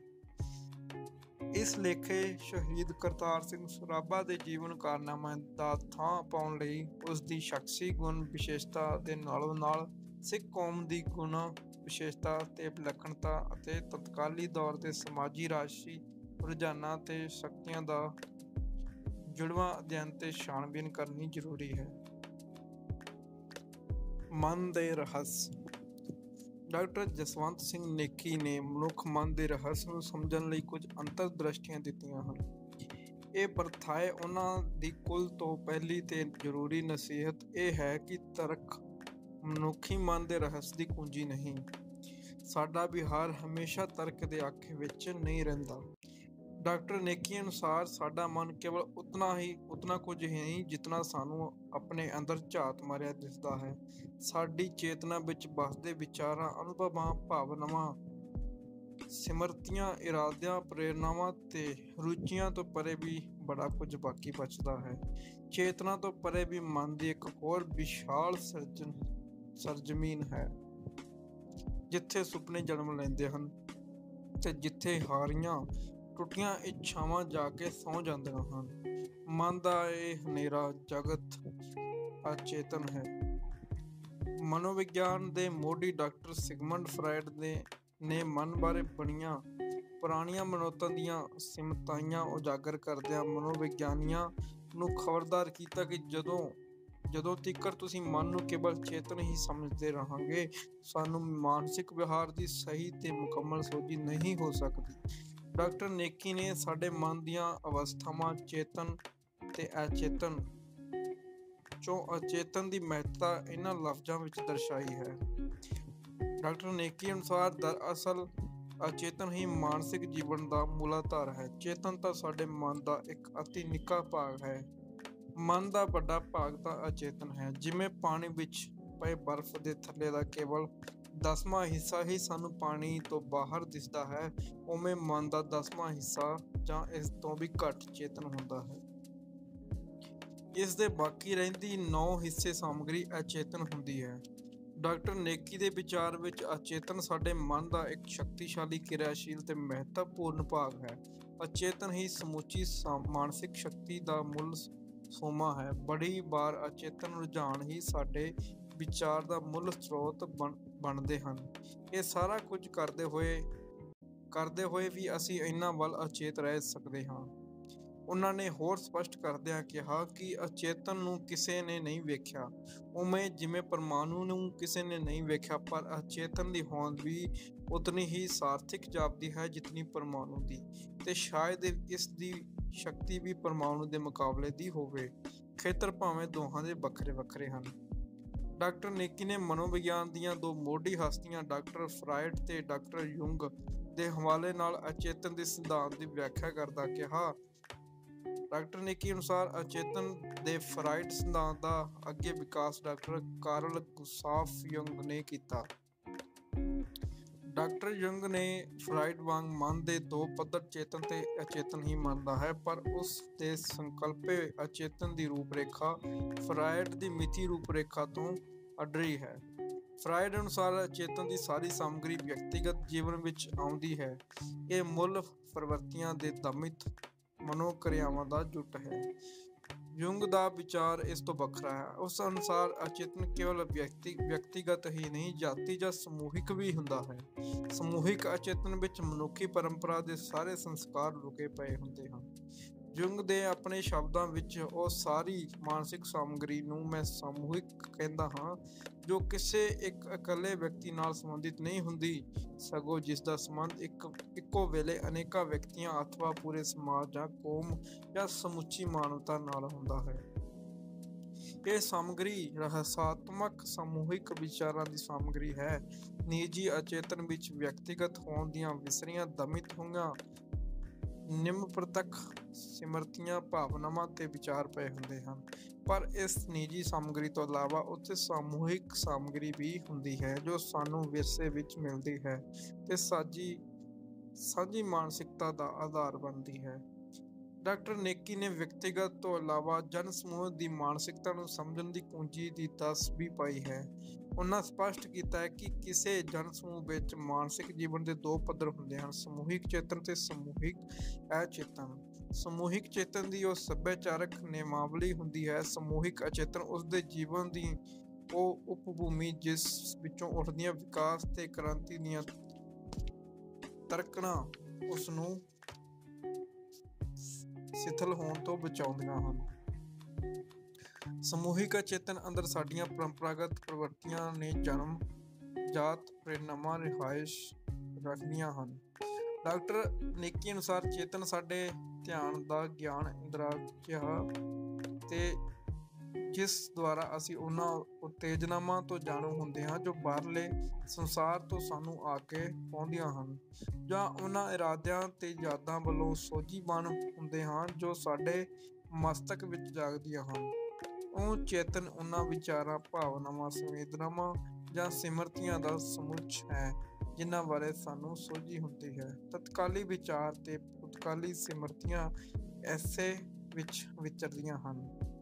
ਅਚੇਤਨ ਵਿੱਚ ਸਾਡੀਆਂ ਮੂਲ ਪ੍ਰਵਿਰਤੀਆਂ ਅਤੇ ਦਮਿਤ ਇੱਛਾਵਾਂ ਤੇ ਯਾਦਾਂ ਵਿਚਰਦੀਆਂ ਹਨ। ਡਾਕਟਰ ਨੇਕੀ ਨੇ ਫਰਾਇਡ ਦੇ ਸਿਧਾਂਤ ਦੀ ਰੋਸ਼ਨੀ ਵਿੱਚ ਮਨੁੱਖੀ ਸ਼ਖਸੀਅਤ ਦੇ ਅਤੀ ਅਹਿਮ ਭਾਗ, ਜਿਸ ਨੂੰ ਉਸਨੇ ਪਰਾਹੋ ਕਿਹਾ, ਦੀ ਭਰਪੂਰ ਵਿਆਖਿਆ ਕੀਤੀ ਹੈ, ਜਿਸ ਮੁਤਾਬਕ ਪਰਹਾਓ ਜਾਂ ਸੁਪਰ ਈਗੋ ਸਾਡੇ ਮਨ ਦਾ ਨੈਤਿਕ ਜਾਂ ਸਦਾਚਾਰਕ ਅੰਗ ਹੈ। ਇਹ ਭਲੇ ਤੇ ਬੁਰੇ ਦੀ ਤਾਮੀਜ਼ ਪਛਾਣਦਾ ਹੈ। ਮਾਪਿਆਂ ਵੱਲੋਂ ਮਿਲਦੀ ਸਿੱਖਿਆ ਦੇ ਪ੍ਰਭਾਵ ਹੇਠ ਇਸ ਹੋਂਦ ਵਿੱਚੋਂ ਨਿਖੜਨਾ ਸ਼ੁਰੂ ਕਰਦਾ ਹੈ। ਹੌਲੀ ਹੌਲੀ ਮਾਪਿਆਂ ਵੱਲੋਂ ਮਿਲੀ ਸਦਾਚਾਰਕ ਨਿਯਮਾਵਲੀ ਬੱਚੇ ਦੇ ਆਪਣੇ ਅੰਦਰੋਂ ਬੋਲਣ ਲੱਗਦੀ ਹੈ। ਇਉਂ ਬੱਚੇ ਦੀ ਆਪਣੀ ਨਿਯਮਾਵਲੀ ਸਥਾਪਿਤ ਹੋਣ ਲੱਗਦੀ ਹੈ। ਮਨੁੱਖ ਦਾ ਬੱਚਾ ਇਤਨੇ ਲੰਬੇ ਸਮੇਂ ਲਈ ਮਾਪਿਆਂ ਉੱਪਰ ਨਿਰਭਰ ਹੋਇਆ ਰਹਿੰਦਾ ਹੈ ਕਿ ਭਰਾਹੋ ਜਾਂ ਸੁਪਰ ਈਗੋ ਦੀ ਸੰਰਚਨਾ ਆਵਸ਼ਕ ਹੋ ਜਾਂਦੀ ਹੈ। ਇਸ ਵਿਧੀ ਨਾਲ ਹੋਂਦ ਵਿੱਚ ਆਈ ਤੇ ਵਿਗੜੀ ਭਰਾਹੋ ਜਾਂ ਸੁਪਰ-ਈਗੋ ਮਾਨਵੀ ਆਦਰਸ਼ਾਂ, ਸਦਾਚਾਰਕ ਕੀਮਤਾਂ, ਰਹਿਤ ਮਰਿਆਦਾ, ਉਚੇਰੇ ਮਨੋਭਾਵਾਂ ਤੇ ਆਤਮ ਪੜਚੋਲ ਦਾ ਸੋਮਾ ਬਣਦੀ ਹੈ। ਇਸ ਦੀ ਕਿਰਿਆ ਵਧੇਰੇ ਕਰਕੇ ਅਚੇਤਨ ਹੁੰਦੀ ਹੈ, ਪਰ ਜਦ ਸਾਨੂੰ ਇਸ ਦਾ ਚੇਤਨ ਦਾ ਆਭਾਸ ਹੁੰਦਾ ਹੈ, ਉਹ ਅਵਸਥਾ ਨੂੰ ਜ਼ਮੀਰ ਕਿਹਾ ਜਾਂਦਾ ਹੈ। ਸੁਪਰ-ਈਗੋ ਮਨੁੱਖੀ ਸ਼ਖਸੀਅਤ ਵਿੱਚ ਉਤਨਾ ਪਿਤਾ ਪੁਰਖੀ ਕਦਰਾਂ, ਸਮਾਜਿਕ ਆਦਰਸ਼ਾਂ ਤੇ ਸੱਭਿਆਚਾਰਕ ਕੀਮਤਾਂ ਦੀ ਪ੍ਰਤੀਨਿਧਤਾ ਕਰਦੀ ਹੈ, ਜੋ ਮਾਪਿਆਂ ਵੱਲੋਂ ਬੱਚਿਆਂ ਨੂੰ ਵਿਰਸੇ ਵਿੱਚ ਮਿਲਦੀ ਹੈ। ਇਸ ਨਾਤੇ ਬੱਚੇ ਦੀ ਸੁਪਰ-ਈਗੋ ਮਾਪਿਆਂ ਵੱਲੋਂ ਦਰਸਾਏ ਗਏ ਆਦਰਸ਼ਾਂ ਅਨੁਸਾਰ ਢਲਦੀ ਹੈ। ਮਾਪਿਆਂ ਤੋਂ ਛੂਟ ਹੋਰ ਵਿਅਕਤੀਆਂ ਤੇ ਸਮਾਜਿਕ ਸੰਸਥਾਵਾਂ ਦਾ ਵੀ ਸੁਪਰ-ਈਗੋ ਦੇ ਵਿਕਾਸ ਵਿੱਚ ਹੱਥ ਹੁੰਦਾ ਹੈ। ਅਧਿਆਪਕ, ਉਪਦੇਸ਼ਕ, ਗੁਰੂ, ਮੁਨਸਬ, ਕੋਤਵਾਲ ਤੇ ਹੋਰ ਹਰ ਵਿਅਕਤੀ ਦੇ ਉੱਪਰ ਜੋ ਬੱਚੇ ਉੱਪਰ ਅਧਿਕਾਰ ਰੱਖਦਾ ਹੈ, ਉਸ ਦੀ ਸੁਪਰ-ਈਗੋ ਨੂੰ ਘੜਨ ਵਿੱਚ ਹਿੱਸਾ ਪਾਉਂਦੇ ਹਨ, ਪਰ ਮੁੱਢ ਸਦਾ ਮਾਪੇ ਹੀ ਬਣਦੇ ਹਨ। ਉਪਰੋਕਤ ਸਾਰੀ ਚਰਚਾ ਦਾ ਸਾਰ ਇਹ ਹੈ ਕਿ ਹਰੇਕ ਮਨੁੱਖੀ ਸਮੂਹ ਅਥਵਾ ਹਰੇਕ ਜਾਤੀ ਜਾਂ ਧਾਰਮਿਕ ਦੇ ਸੱਭਿਆਚਾਰਕ ਭਾਈਚਾਰੇ ਦੀ ਸਾਂਝੀ ਮਾਨਸਿਕਤਾ ਹੁੰਦੀ ਹੈ ਅਤੇ ਇਸ ਸਾਂਝੀ ਮਾਨਸਿਕਤਾ ਦੀ ਪਛਾਣ ਕੀਤੇ ਬਗੈਰ ਇਸ ਸਮੂਹ ਦੇ ਕਿਸੇ ਮੈਂਬਰ ਵਿਅਕਤੀ ਦੀ ਮਾਨਸਿਕਤਾ ਨੂੰ, ਉਸ ਦੀ ਸ਼ਖਸੀ ਵਿਸ਼ੇਸ਼ਤਾ ਤੇ ਵਿਲੱਖਣਤਾ ਨੂੰ ਸਮਝ ਸਕਣਾ ਅਤੇ ਇਤਿਹਾਸ ਅੰਦਰ ਉਸ ਦੇ ਰੋਲ ਜਾਂ ਹਕੀਕੀ ਮੁਲਾਂਕਣ ਕਰ ਸਕਣਾ ਸੰਭਵ ਨਹੀਂ ਹੈ। ਹਰਿੰਦਰ ਸਿੰਘ ਮਹਿਬੂਬ ਨੇ ਇਤਿਹਾਸ ਲੇਖਣੀ ਵਿੱਚ ਮਨੋਵਿਗਿਆਨਿਕ ਪੱਖ ਦੀ ਮਹੱਤਤਾ ਇਸ ਤਰ੍ਹਾਂ ਦਰਸਾਈ ਹੈ। ਹਰਿੰਦਰ ਸਿੰਘ ਮਹਿਬੂਬ ਅਨੁਸਾਰ ਮਨੁੱਖੀ ਮਨ ਦੇ ਕਾਇਦੇ ਕਾਨੂੰਨ ਅਤੇ ਕੁਦਰਤੀ ਚਾਲ ਚਾਲੇ ਬਿਨਾਂ ਇਤਿਹਾਸਕਾਰ ਬਾਹਰਲੇ ਸਬੂਤਾਂ ਦੀ ਠੀਕ ਵਰਤੋਂ ਨਹੀਂ ਕਰ ਸਕਦੇ, ਕਿਉਂਕਿ ਮਨੋਜਗਤ ਦੇ ਸ਼ੁੱਧ ਦਰਸ਼ਨ ਬਿਨਾਂ ਕਿਸੇ ਵਿਅਕਤੀ ਦਾ ਇਤਿਹਾਸਕ ਅਮਲ ਸਹੀ ਚਾਨਣ ਵਿੱਚ ਦਿਸਣਾ ਅਸੰਭਵ ਹੈ। ਸੋ ਮਨੋਜਗਤ ਦੀ ਸੂਝ ਵੀ ਇਤਿਹਾਸਕਾਰ ਲਈ ਇੱਕ ਤੱਥ ਬਲਕਿ ਇੱਕ ਸੂਖਮ ਤੱਥ ਹੀ ਹੋਣਾ ਚਾਹੀਦਾ ਹੈ। E.H. ਕਾਰ ਨੇ ਵੀ ਇਸ ਜਗ੍ਹਾ ਇਤਿਹਾਸ ਨੂੰ ਸਮਝਣ ਲਈ ਅਚੇਤਨ ਮਨ ਦੀ ਮਹੱਤਤਾ ਦਰਸਾਉਂਦੇ ਲਿਖਿਆ ਹੈ ਕਿ ਇਤਿਹਾਸਕਾਰ ਨੇ ਸਿਰਫ ਇਹ ਨਹੀਂ ਦੇਖਣਾ ਹੁੰਦਾ ਕਿ ਉਸ ਦੇ ਪਾਤਰ ਆਪਣੇ ਉਦੇਸ਼ਾਂ ਬਾਰੇ ਕਿੰਨੇ ਕੁ ਚੇਤਨ ਸਨ, ਉਸ ਨੇ ਉਹਨਾਂ ਦੇ ਅਚੇਤਨ ਅੰਦਰ ਦੀ ਝਾਤ ਮਾਰਨੀ ਹੁੰਦੀ ਹੈ, ਕਿਉਂਕਿ ਉਹਨਾਂ ਦੇ ਅਸਲ ਸਿਰਫ ਚੇਤਨ ਮਨ ਚੋਂ ਨਹੀਂ ਨਿਕਲੇ ਹੁੰਦੇ। ਅਵਚੇਤਨ ਦਾ ਰੋਲ ਵੀ ਬਹੁਤ ਅਹਿਮ ਹੁੰਦਾ ਹੈ। ਉਹਨਾਂ ਦੇ ਅਵਚੇਤਨ ਨੂੰ ਸਮਝਣਾ ਵੀ ਜ਼ਰੂਰੀ ਹੈ। ਸਾਰਾ ਕੁਝ ਚੇਤਨ ਪੱਧਰ ਤੇ ਨਹੀਂ ਵਾਪਰਦਾ, ਬਹੁਤ ਕੁਝ ਅਵਚੇਤਨ ਪੱਧਰ ਤੇ ਵੀ ਵਾਪਰਦਾ ਹੈ। ਇਤਿਹਾਸ ਅੰਦਰ ਵਾਪਰੇ ਇਸ ਕਿਸੇ ਕਰਮ ਵਿੱਚ ਵਿਅਕਤੀਗਤ ਪਾਤਰ ਦੇ ਚੇਤਨ ਵਿਚਾਰ ਜਾਂ ਇਰਾਦੇ ਗੈਰ ਪ੍ਰਸੰਗਿਕ ਹੋ ਸਕਦੇ ਹਨ। ਪੱਛਮ ਦੇ ਗਿਆਨਵਾਦੀ ਲਹਿਰ ਦੇ ਪ੍ਰਭਾਵ ਹੇਠ ਤਰਕਸ਼ੀਲਤਾ ਦੀ ਪੂਜਾ ਕਰਨ ਦੇ ਸਿਧਾਂਤਕ ਰੁਚੀ ਜ਼ੋਰਾਵਰ ਹੋਈ। ਨਤੀਜੇ ਵਜੋਂ ਇਤਿਹਾਸ ਲਿਖਣ ਵੇਲੇ ਮਾਨਸਿਕਤਾ ਦੀ ਤੁਲਨਾ ਵਿੱਚ ਵਿਚਾਰਧਾਰਾ ਨੂੰ ਨਿਰਣਾਇਕ ਮੰਨ ਲੈਣ ਦੀ ਰੀਤ ਸਮਾਪਤ ਹੋ ਗਈ ਹੈ। ਇਹ ਕਿਹਾ ਤੇ ਸਮਝਿਆ ਜਾਣ ਲੱਗ ਪਿਆ ਹੈ ਕਿ ਸਾਰਾ ਇਤਿਹਾਸ ਅਸਲ ਵਿੱਚ ਵਿਚਾਰਧਾਰਾ ਦਾ ਇਤਿਹਾਸ ਹੀ ਹੁੰਦਾ ਹੈ। ਪ੍ਰਬੁੱਧ ਕਾਲਮਨਵੀਸ ਸ਼ਾਮ ਲਾਲ ਨੇ ਮਾਈਕਲ ਵੇਵਲ ਦੀ ਇਤਿਹਾਸਕਾਰੀ ਨਾਲ ਸੰਬੰਧਿਤ ਚਰਚਿਤ ਕਿਤਾਬ ਮੈਂਟੈਲਿਟੀਜ਼ ਐਂਡ ਆਈਡੀਓਲੋਜੀਜ਼ ਦਾ ਰਿਵਿਊ ਕਰਦੇ ਹੋਏ ਤਾਜ਼ਾ ਦੌਰ ਅੰਦਰ ਇਤਿਹਾਸ ਲਿਖਣੀ ਵਿੱਚ ਵਿਚਾਰਧਾਰਾ ਨਾਲੋਂ ਮਾਨਸਿਕਤਾ ਉੱਤੇ ਜ਼ੋਰ ਦੇਣ ਦੇ ਰੁਝਾਨ ਦੀ ਪੁਸ਼ਟੀ ਅਤੇ ਨਾਲ ਹੀ ਪ੍ਰੋੜਤਾ ਕੀਤੀ ਹੈ। ਉਸਨੇ ਲਿਖਿਆ ਹੈ ਕਿ ਲੋਕਾਂ ਦੇ ਧਾਰਮਿਕ ਵਿਸ਼ਵਾਸਾਂ, ਵਹਿਮਾਂ ਭਰਮਾਂ ਅਤੇ ਜ਼ਿੰਦਗੀ ਦੇ ਮੌਤ ਪ੍ਰਤੀ ਵਤੀਰਿਆਂ ਨੂੰ ਡੂੰਘਾਈ ਵਿੱਚ ਜਾ ਕੇ ਸਮਝਣ, ਭਾਵ ਜ਼ਿੰਦਗੀ ਦੇ ਡੂੰਘੇ ਵਗ ਰਹੇ ਵਹਿਣਾਂ ਦੀ ਟੋਹ ਲਾਉਣ ਲਈ ਅਤੇ ਇਹ ਜਾਣਨ ਲਈ ਕਿ ਦੁੱਖ ਅੰਦਰ ਮਨੁੱਖ ਨੂੰ ਕਿਹੜੀਆਂ ਗੱਲਾਂ ਧਰਵਾਸ ਦਿੰਦੀਆਂ ਹਨ ਅਤੇ ਰਵਾਇਤਾਂ ਦੇ ਪੂਰਨ ਤੌਰ ਤੇ ਭੰਗ ਹੋ ਜਾਣ ਅਤੇ ਅਤੀਤ ਨਾਲੋਂ ਵਿਯੋਗੇ ਜਾਣ ਮਨੁੱਖ ਦੇ ਮਨ ਅੰਦਰ ਜਿਹੜਾ ਦਾਖਲ ਪੈਦਾ ਹੁੰਦਾ ਹੈ, ਉਸ ਤੋਂ ਕਿਹੜੀਆਂ ਗੱਲਾਂ ਮੁਕਤੀ ਦਿਵਾਉਂਦੀਆਂ ਹਨ। ਇਹਨਾਂ ਬਾਰੇ ਠੀਕ ਅਨੁਮਾਨ ਲਾਉਣ ਵਾਸਤੇ ਵਿਚਾਰਧਾਰਾ ਨਾਲੋਂ ਮਾਨਸਿਕਤਾ ਨੂੰ ਸਮਝਣਾ ਜ਼ਰੂਰੀ ਹੈ। परंतु पश्चिम के ज्ञानवादी लहर के प्रभाव हेठ इतिहास बारे नुक्सदार नजरिया विकसित हो गया है, जिसने इतिहासकारी उत्ते ना मुखी असर पाया है। इसका परिछावां शहीद करतार सिंह सराभा बारे लिखिया गईयां ज़्यादातर लिखतां उत्ते भी पिया है। लगभग सारे ही जीवनकारां ने शहीद करतार सिंह सराभा के मन के केवल चेतन हिस्से उस दे राजसी विचारां, आदर्श अते अमली योग्यतावां उत्ते ही ध्यान केंद्रित किया है। उन्होंने उस दे मन के सूक्ष्म हिस्से, मन की उस विशाल सरजमीन जिथे सुपने जन्म लेंदे हन, भाव उस दे मन के अचेतन भाग नूं, उस दे संस्कारां, परंपरागत प्रवृत्तियां ते जन्मजात प्रेरणावां नूं समझण विच कोई रुचि नहीं प्रगटाई। इस महत्वपूर्ण पक्ष नूं पूर्ण तौर ते नज़र अंदाज किया गया, उसनूं खुदमुख्तियार इकाई वजों ही समझा ते पेश किया गया। उसनूं सिख दे बच्चे वजों देखण ते समझण तो अड़ियल ढंग नाल इनकार किया गया। ये सब कुछ सिद्धांतक नज़रिए दे भेंग करके होया है। इस दे नतीजे बहुत भैड़े ते दुखदाई निकले हैं। हेठां इस बारे संखेप विच सिद्धांतक चर्चा करते हैं। धर्म ते विचारधारा। पश्चिम विच जन्मी ते प्रफुल्लित हुई आधुनिक सभ्यता का बोलबाला होण तो पहलां धर्म जीवन का धुरा हुंदा सी। धर्म ही समाजी ते इखलाकी कदरां कीमतां दा आधार ते कसौटी हुंदा सी। इस अनुसार ही चंगे ते बुरे, योग ते अयोग विचकार नखेड़ा किया जाता सी। धर्म समाजां ते राजां दी बुनियाद सी। धर्म खातर लड़ना जां मरना पवित्र कर्म समझा जाता सी। धर्म लई जान कुर्बान करने वाले नूं पूजनिक शहीद दा रुतबा दिता जाता सी। आधुनिक सभ्यता दे हावी हो जाण नाल धर्म दा स्थान राजसी विचारधावां ने लै लिया। इस नाल सारा कुछ उल्टा पुलटा हो गया। जिथे पहलां धर्म लई लड़ना जां मरना पवित्र समझिया जाता सी, उत्थे आधुनिक युग विच धर्म खातर लड़न वाले लोकां नूं तिरस्कार दी नज़र नाल देखिया जाण लगा।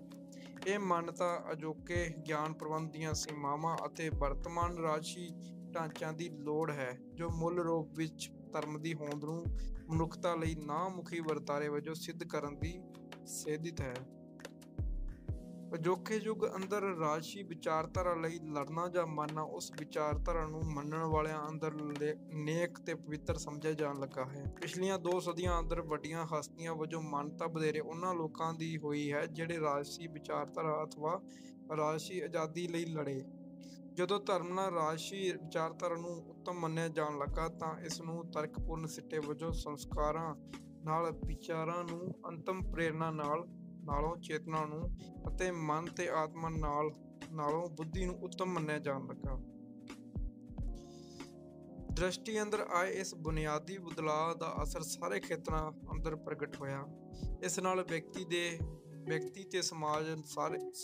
ਤੇ ਸਮਾਜ ਬਾਰੇ ਨਜ਼ਰੀਆ ਪੂਰੀ ਤਰ੍ਹਾਂ ਬਦਲ ਗਿਆ। ਇਤਿਹਾਸ ਨੂੰ ਐਸੇ ਨਜ਼ਰੀਏ ਤੋਂ ਦੇਖਿਆ, ਪੜਚੋਲਿਆ ਤੇ ਪੇਸ਼ ਕੀਤਾ ਜਾਣ ਲੱਗਾ। ਇੱਥੋਂ ਤੱਕ ਕਿ ਧਰਮਾਂ ਅਤੇ ਧਾਰਮਿਕ ਰਹਿਬਰਾਂ ਤੇ ਨਾਇਕ ਦੀ ਵਿਆਖਿਆ ਵੀ ਇਸ ਦ੍ਰਿਸ਼ਟੀ ਤੋਂ ਕੀਤੀ ਜਾਣ ਲੱਗੀ। ਧਰਮ ਕੇਵਲ ਸਿਧਾਂਤਾਂ ਤੇ ਸਦਾਚਾਰਕ ਅਸੂਲਾਂ ਦਾ ਸੰਗ੍ਰਹਿ ਬਣ ਗਏ ਤੇ ਧਾਰਮਿਕ ਰਹਿਬਰ ਵਿਚਾਰਵਾਨ ਠਹਿਰਾ ਜਾਣ ਲੱਗੇ। ਇਸ ਨਾਲ ਇਤਿਹਾਸ ਝੂਠੀ ਸ਼ਕਲ ਅਖਤਿਆਰ ਕਰ ਗਏ। ਵਿਚਾਰਾਂ ਨੂੰ ਫੈਸਲਾਕੁਨ ਤਾਕਤ ਮੰਨ ਲੈਣ ਨਾਲ ਵਿਅਕਤੀਆਂ ਤੇ ਵਰਗਾਂ ਦੀ ਮਾਨਸਿਕਤਾ ਨੂੰ ਸਮਝਣ ਵਿੱਚ ਬਹੁਤੀ ਰੁਚੀ ਨਹੀਂ ਰਹੀ। ਇਸ ਦੀ ਉਗੜਵੀਂ ਮਿਸਾਲ ਸ਼ਹੀਦ ਕਰਤਾਰ ਸਿੰਘ ਸਰਾਭਾ ਬਾਰੇ ਆਧੁਨਿਕ ਦ੍ਰਿਸ਼ਟੀ ਤੋਂ ਲਿਖੀਆਂ ਗਈਆਂ ਲਿਖਤਾਂ ਜਾਂ ਕਿਤਾਬਾਂ ਅੰਦਰ ਮਿਲਦੀ ਹੈ। ਅਜਿਹੀ ਇੱਕ ਲਿਖਤ ਅੰਦਰ ਇਹ ਕਿਹਾ ਗਿਆ ਹੈ ਕਿ ਜਿਸ ਵੇਲੇ ਕਰਤਾਰ ਸਿੰਘ ਉੜੀਸਾ ਵਿੱਚ ਪੜ੍ਹਾਈ ਕਰਦਾ ਸੀ, ਉਸ ਵੇਲੇ ਬੰਗਾਲ ਤੇ ਉੜੀਸਾ ਆਏ ਇਲਾਕਿਆਂ ਵਿੱਚ ਬਹੁਤ ਹੱਦ ਤੱਕ ਰਾਜਨੀਤਿਕ ਚੇਤਨਾ ਪੈਦਾ ਹੋ ਚੁੱਕੀ ਸੀ। ਸਰਾਭਾ ਸਕੂਲੀ ਪੁਸਤਕਾਂ ਤੋਂ ਇਲਾਵਾ ਕਿਉਂਕਿ ਹੋਰ ਸਾਹਿਤ ਵੀ ਪੜ੍ਹਦਾ ਰਹਿੰਦਾ ਸੀ, ਇਸ ਲਈ ਉਸ ਉੱਤੇ ਇਸ ਰਾਜਨੀਤਿਕ ਜਾਗਰਤੀ ਦਾ ਪ੍ਰਭਾਵ ਪੈਣਾ ਸ਼ੁਰੂ ਹੋ ਗਿਆ ਸੀ। ਦੇਸ਼ ਪ੍ਰੇਮ ਤੇ ਦੇਸ਼ ਸੇਵਾ ਦੀ ਭਾਵਨਾ ਉਸ ਅੰਦਰ ਕਲਵਲ ਹੋਣ ਲੱਗੀ। ਉਸ ਦਾ ਸੋਚਣ ਦੇਖਣ ਦਾ ਦਿਸ਼ਾ ਦਾ ਵਸੀਹ ਹੋ ਗਿਆ। ਆਧੁਨਿਕਤਾਵਾਦੀ ਵਿਚਾਰਾਂ ਦੇ ਆਦੀ ਮਨ ਨੂੰ ਇਹ ਗੱਲ ਬੜੀ ਚੰਗੀ ਤੇ ਠੀਕ ਲੱਗ ਸਕਦੀ ਹੈ, ਪਰ ਇਸ ਵਿੱਚੋਂ ਲੇਖਕ ਦੇ ਨਜ਼ਰੀਏ ਦਾ ਨੁਕਸ ਪ੍ਰਤੱਖ ਹੁੰਦਾ ਹੈ। ਲੇਖਕ ਤੋਂ ਸਾਫ਼ ਜ਼ਾਹਰ ਹੁੰਦਾ ਹੈ कि लेखक ने ਇਹ ਗੱਲ ਠੋਸ ਹਕੀਕਤ ਦੇ ਆਧਾਰ ਤੇ ਨਹੀਂ ਕਹੀ। ਉਸਨੇ ਸਾਰੀ ਲਿਖਤ ਅੰਦਰ ਕਿਸੇ ਇੱਕ ਵੀ ਕਿਤਾਬ ਦਾ ਨਾਮ ਜਾਂ ਜ਼ਿਕਰ ਨਹੀਂ ਕੀਤਾ ਜਿਹੜੀ ਉਸ ਮੁਤਾਬਕ ਕਰਤਾਰ ਸਿੰਘ ਸਰਾਭੇ ਨੇ ਪੜ੍ਹੀ ਹੋਵੇ। ਸਪਸ਼ਟ ਹੈ ਕਿ ਇਹ ਗੱਲ ਲੇਖਕ ਨੇ ਜਾਂ ਤਾਂ ਆਪਣੇ ਕੋਲੋਂ ਘੜੀ ਹੈ ਅਤੇ ਜਾਂ ਫਿਰ ਕਿਤੋਂ ਪੜ੍ਹ ਸੁਣ ਕੇ ਬਿਨਾਂ ਜਾਣ ਪੀਣ ਕੀਤੇ ਹੀ ਲਿਖ ਦਿੱਤੀ ਹੈ। ਲੇਖਕ ਸੁਣੀ ਸੁਣਾਈ ਅਜਿਹੀ ਗੱਲ ਉੱਤੇ ਹੀ ਇਤਬਾਰ ਕਰਦਾ ਹੈ ਜਿਹੜੀ ਉਸਨੂੰ ਆਪ ਚੰਗੀ ਲੱਗਦੀ ਹੈ। ਇਸ ਚੋਂ ਲੇਖਕ ਦੀ ਆਪਣੀ ਪਸੰਦ ਰੂਪਮਾਨ ਹੁੰਦੀ ਹੈ। ਹਥਲੇ ਪ੍ਰਸੰਗ ਅੰਦਰ ਪਸੰਦ ਦਾ ਮਸਲਾ ਕਿਸੇ ਜਾਤੀ ਸਵਾਦ ਨਾਲ ਨਹੀਂ ਜੁੜਿਆ ਹੋਇਆ। ਇਸ ਦਾ ਸੰਬੰਧ ਸਿਧਾਂਤਕ ਨਜ਼ਰੀਏ ਨਾਲ। ਲੇਖਕ ਦੀ ਪੱਕੀ ਧਾਰਨਾ ਹੈ ਕਿ ਕਰਤਾਰ ਸਿੰਘ ਸਰਾਭਾ ਨੇ ਜੋ ਮਹਾਨ ਕਾਰਨਾਮੇ ਕੀਤੇ ਉਹ ਆਧੁਨਿਕ ਗਿਆਨ ਅਥਵਾ ਸੋਝੀ ਗ੍ਰਹਿਣ ਕੀਤੇ ਬਗੈਰ ਕਦਾਚਿਤ ਸੰਭਵ ਨਹੀਂ ਹੋ ਸਕਦੇ। ਲੇਖਕ ਕਿਉਂਕਿ ਅੰਤਰ ਪ੍ਰੇਰਨਾ ਨਾਲੋਂ ਚੇਤਨਾ ਨੂੰ ਉੱਤਮ ਮੰਨਦਾ ਹੈ ਅਤੇ ਆਧੁਨਿਕਤਾ ਦਾ ਪਰੋਕਾਰ ਹੋਣ ਕਰਕੇ ਉਸਦਾ ਇਹ ਵੀ ਪ੍ਰਬਲ ਯਕੀਨ ਹੈ ਕਿ ਚੇਤਨਾ ਕਿਤਾਬਾਂ ਪੜ੍ਹੇ ਬਿਨਾਂ ਨਹੀਂ ਆ ਸਕਦੀ। ਇਸ ਲਈ ਉਸਨੇ ਆਪਣੇ ਪਸੰਦੀਦਾ ਗੱਲ ਕਹਿਣ ਤੇ ਇਸ ਨੂੰ ਯੋਗ ਠਹਿਰਾਉਣ ਲਈ ਅਨੁਮਾਨਪੂਰਵਕ ਤਰਕ ਦਾ ਤਰੀਕਾਕਾਰ ਅਪਣਾ ਲਿਆ, ਜਿਸ ਮੁਤਾਬਕ ਕਰਤਾਰ ਸਿੰਘ ਸਰਾਭਾ ਮਹਾਨ ਇਨਕਲਾਬੀ ਸੀ। ਇਸ ਲਈ ਉਸਨੇ ਲਾਜ਼ਮੀ ਆਧੁਨਿਕ ਸਾਹਿਤ ਪੜ੍ਹਿਆ ਹੋਵੇਗਾ ਅਤੇ ਕਿਉਂਕਿ ਉਸ ਵੇਲੇ ਬੰਗਾਲ ਵਿੱਚ ਰਾਜਸੀ ਜਾਗਰਤੀ ਆ ਗਈ ਸੀ ਤੇ ਬਸਤੀਵਾਦ ਰਾਜ ਦੌਰਾਨ ਉੜੀਸਾ ਬੰਗਾਲ ਰੈਜੀਡੈਂਸੀ ਦਾ ਹਿੱਸਾ ਸੀ। ਇਸ ਕਰਕੇ ਇਸ ਜਾਗਰਤੀ ਦਾ ਪ੍ਰਭਾਵ ਉੜੀਸਾ ਵਿੱਚ ਹੀ ਪਿਆ ਹੋਵੇਗਾ ਜਿੱਥੇ ਇਹ ਅਸਰ ਕਰਤਾਰ ਸਿੰਘ ਸਰਾਭਾ ਨੇ ਗ੍ਰਹਿਣ ਕੀਤਾ ਹੋਵੇਗਾ।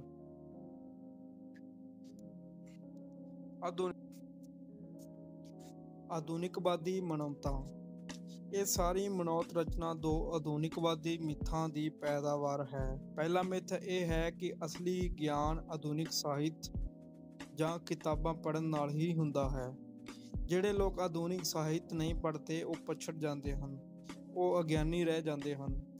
ਇਹ ਤਰਕ ਅਨੁਸਾਰ ਗਦਰ ਪਾਰਟੀ ਦੇ ਜਿਹੜੇ ਵੱਡੇ ਆਗੂ ਪੂਰੀ ਸ਼ਿੱਦਤ ਨਾਲ ਸਿੱਖ ਧਰਮ ਨਾਲ ਜੁੜੇ ਹੋਏ ਸਨ ਅਤੇ ਜਿਨ੍ਹਾਂ ਨੇ ਜ਼ਿਆਦਾਤਰ ਧਾਰਮਿਕ ਗ੍ਰੰਥ ਹੀ ਪੜ੍ਹੇ ਹੋਏ ਸਨ ਅਤੇ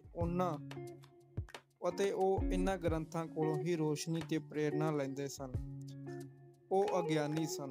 ਇਹ ਬਸਤੀਵਾਦ ਖਿਆਲਾਤ ਹਨ। ਯੂਰਪੀ ਹਾਕਮ ਗੁਲਾਮ ਦੇਸ਼ਾਂ ਦੀ ਅਨਪੜ੍ਹ ਜਨਤਾ ਬਾਰੇ ਇਹੀ ਧਾਰਨਾ ਰੱਖਦੇ ਹਨ। ਉਹਨਾਂ ਨੇ ਗਦਰ ਪਾਰਟੀ ਤੇ ਲਹਿਰ ਨੂੰ ਐਸੇ ਦ੍ਰਿਸ਼ਟੀ ਤੋਂ ਦੇਖਿਆ ਸੀ। ਉਹ ਇਹ ਮੰਨ ਕੇ ਚੱਲਦੇ ਸਨ ਕਿ ਪਿੰਡਾਂ ਦੇ ਅਨਪੜ੍ਹ ਲੋਕ ਆਪਣੇ ਆਪ ਅਜਿਹੇ ਜਥੇਬੰਦੀ ਤੇ ਲਹਿਰ ਕਦਾਚਿਤ ਖੜੇ ਨਹੀਂ ਕਰ ਸਕਦੇ ਸਨ। ਇਸ ਦੇ ਵਾਸਤੇ ਪੜ੍ਹੇ ਲਿਖੇ ਦਿਮਾਗਾਂ ਦੀ ਜ਼ਰੂਰਤ ਸੀ ਅਤੇ ਉਹਨਾਂ ਮੁਤਾਬਕ ਲਾਲਾ ਹਰਦਿਆਲ ਸੀ ਜਿਹੜਾ ਇਹ ਜ਼ਰੂਰਤ ਪੂਰੀ ਕਰ ਸਕਦਾ ਸੀ।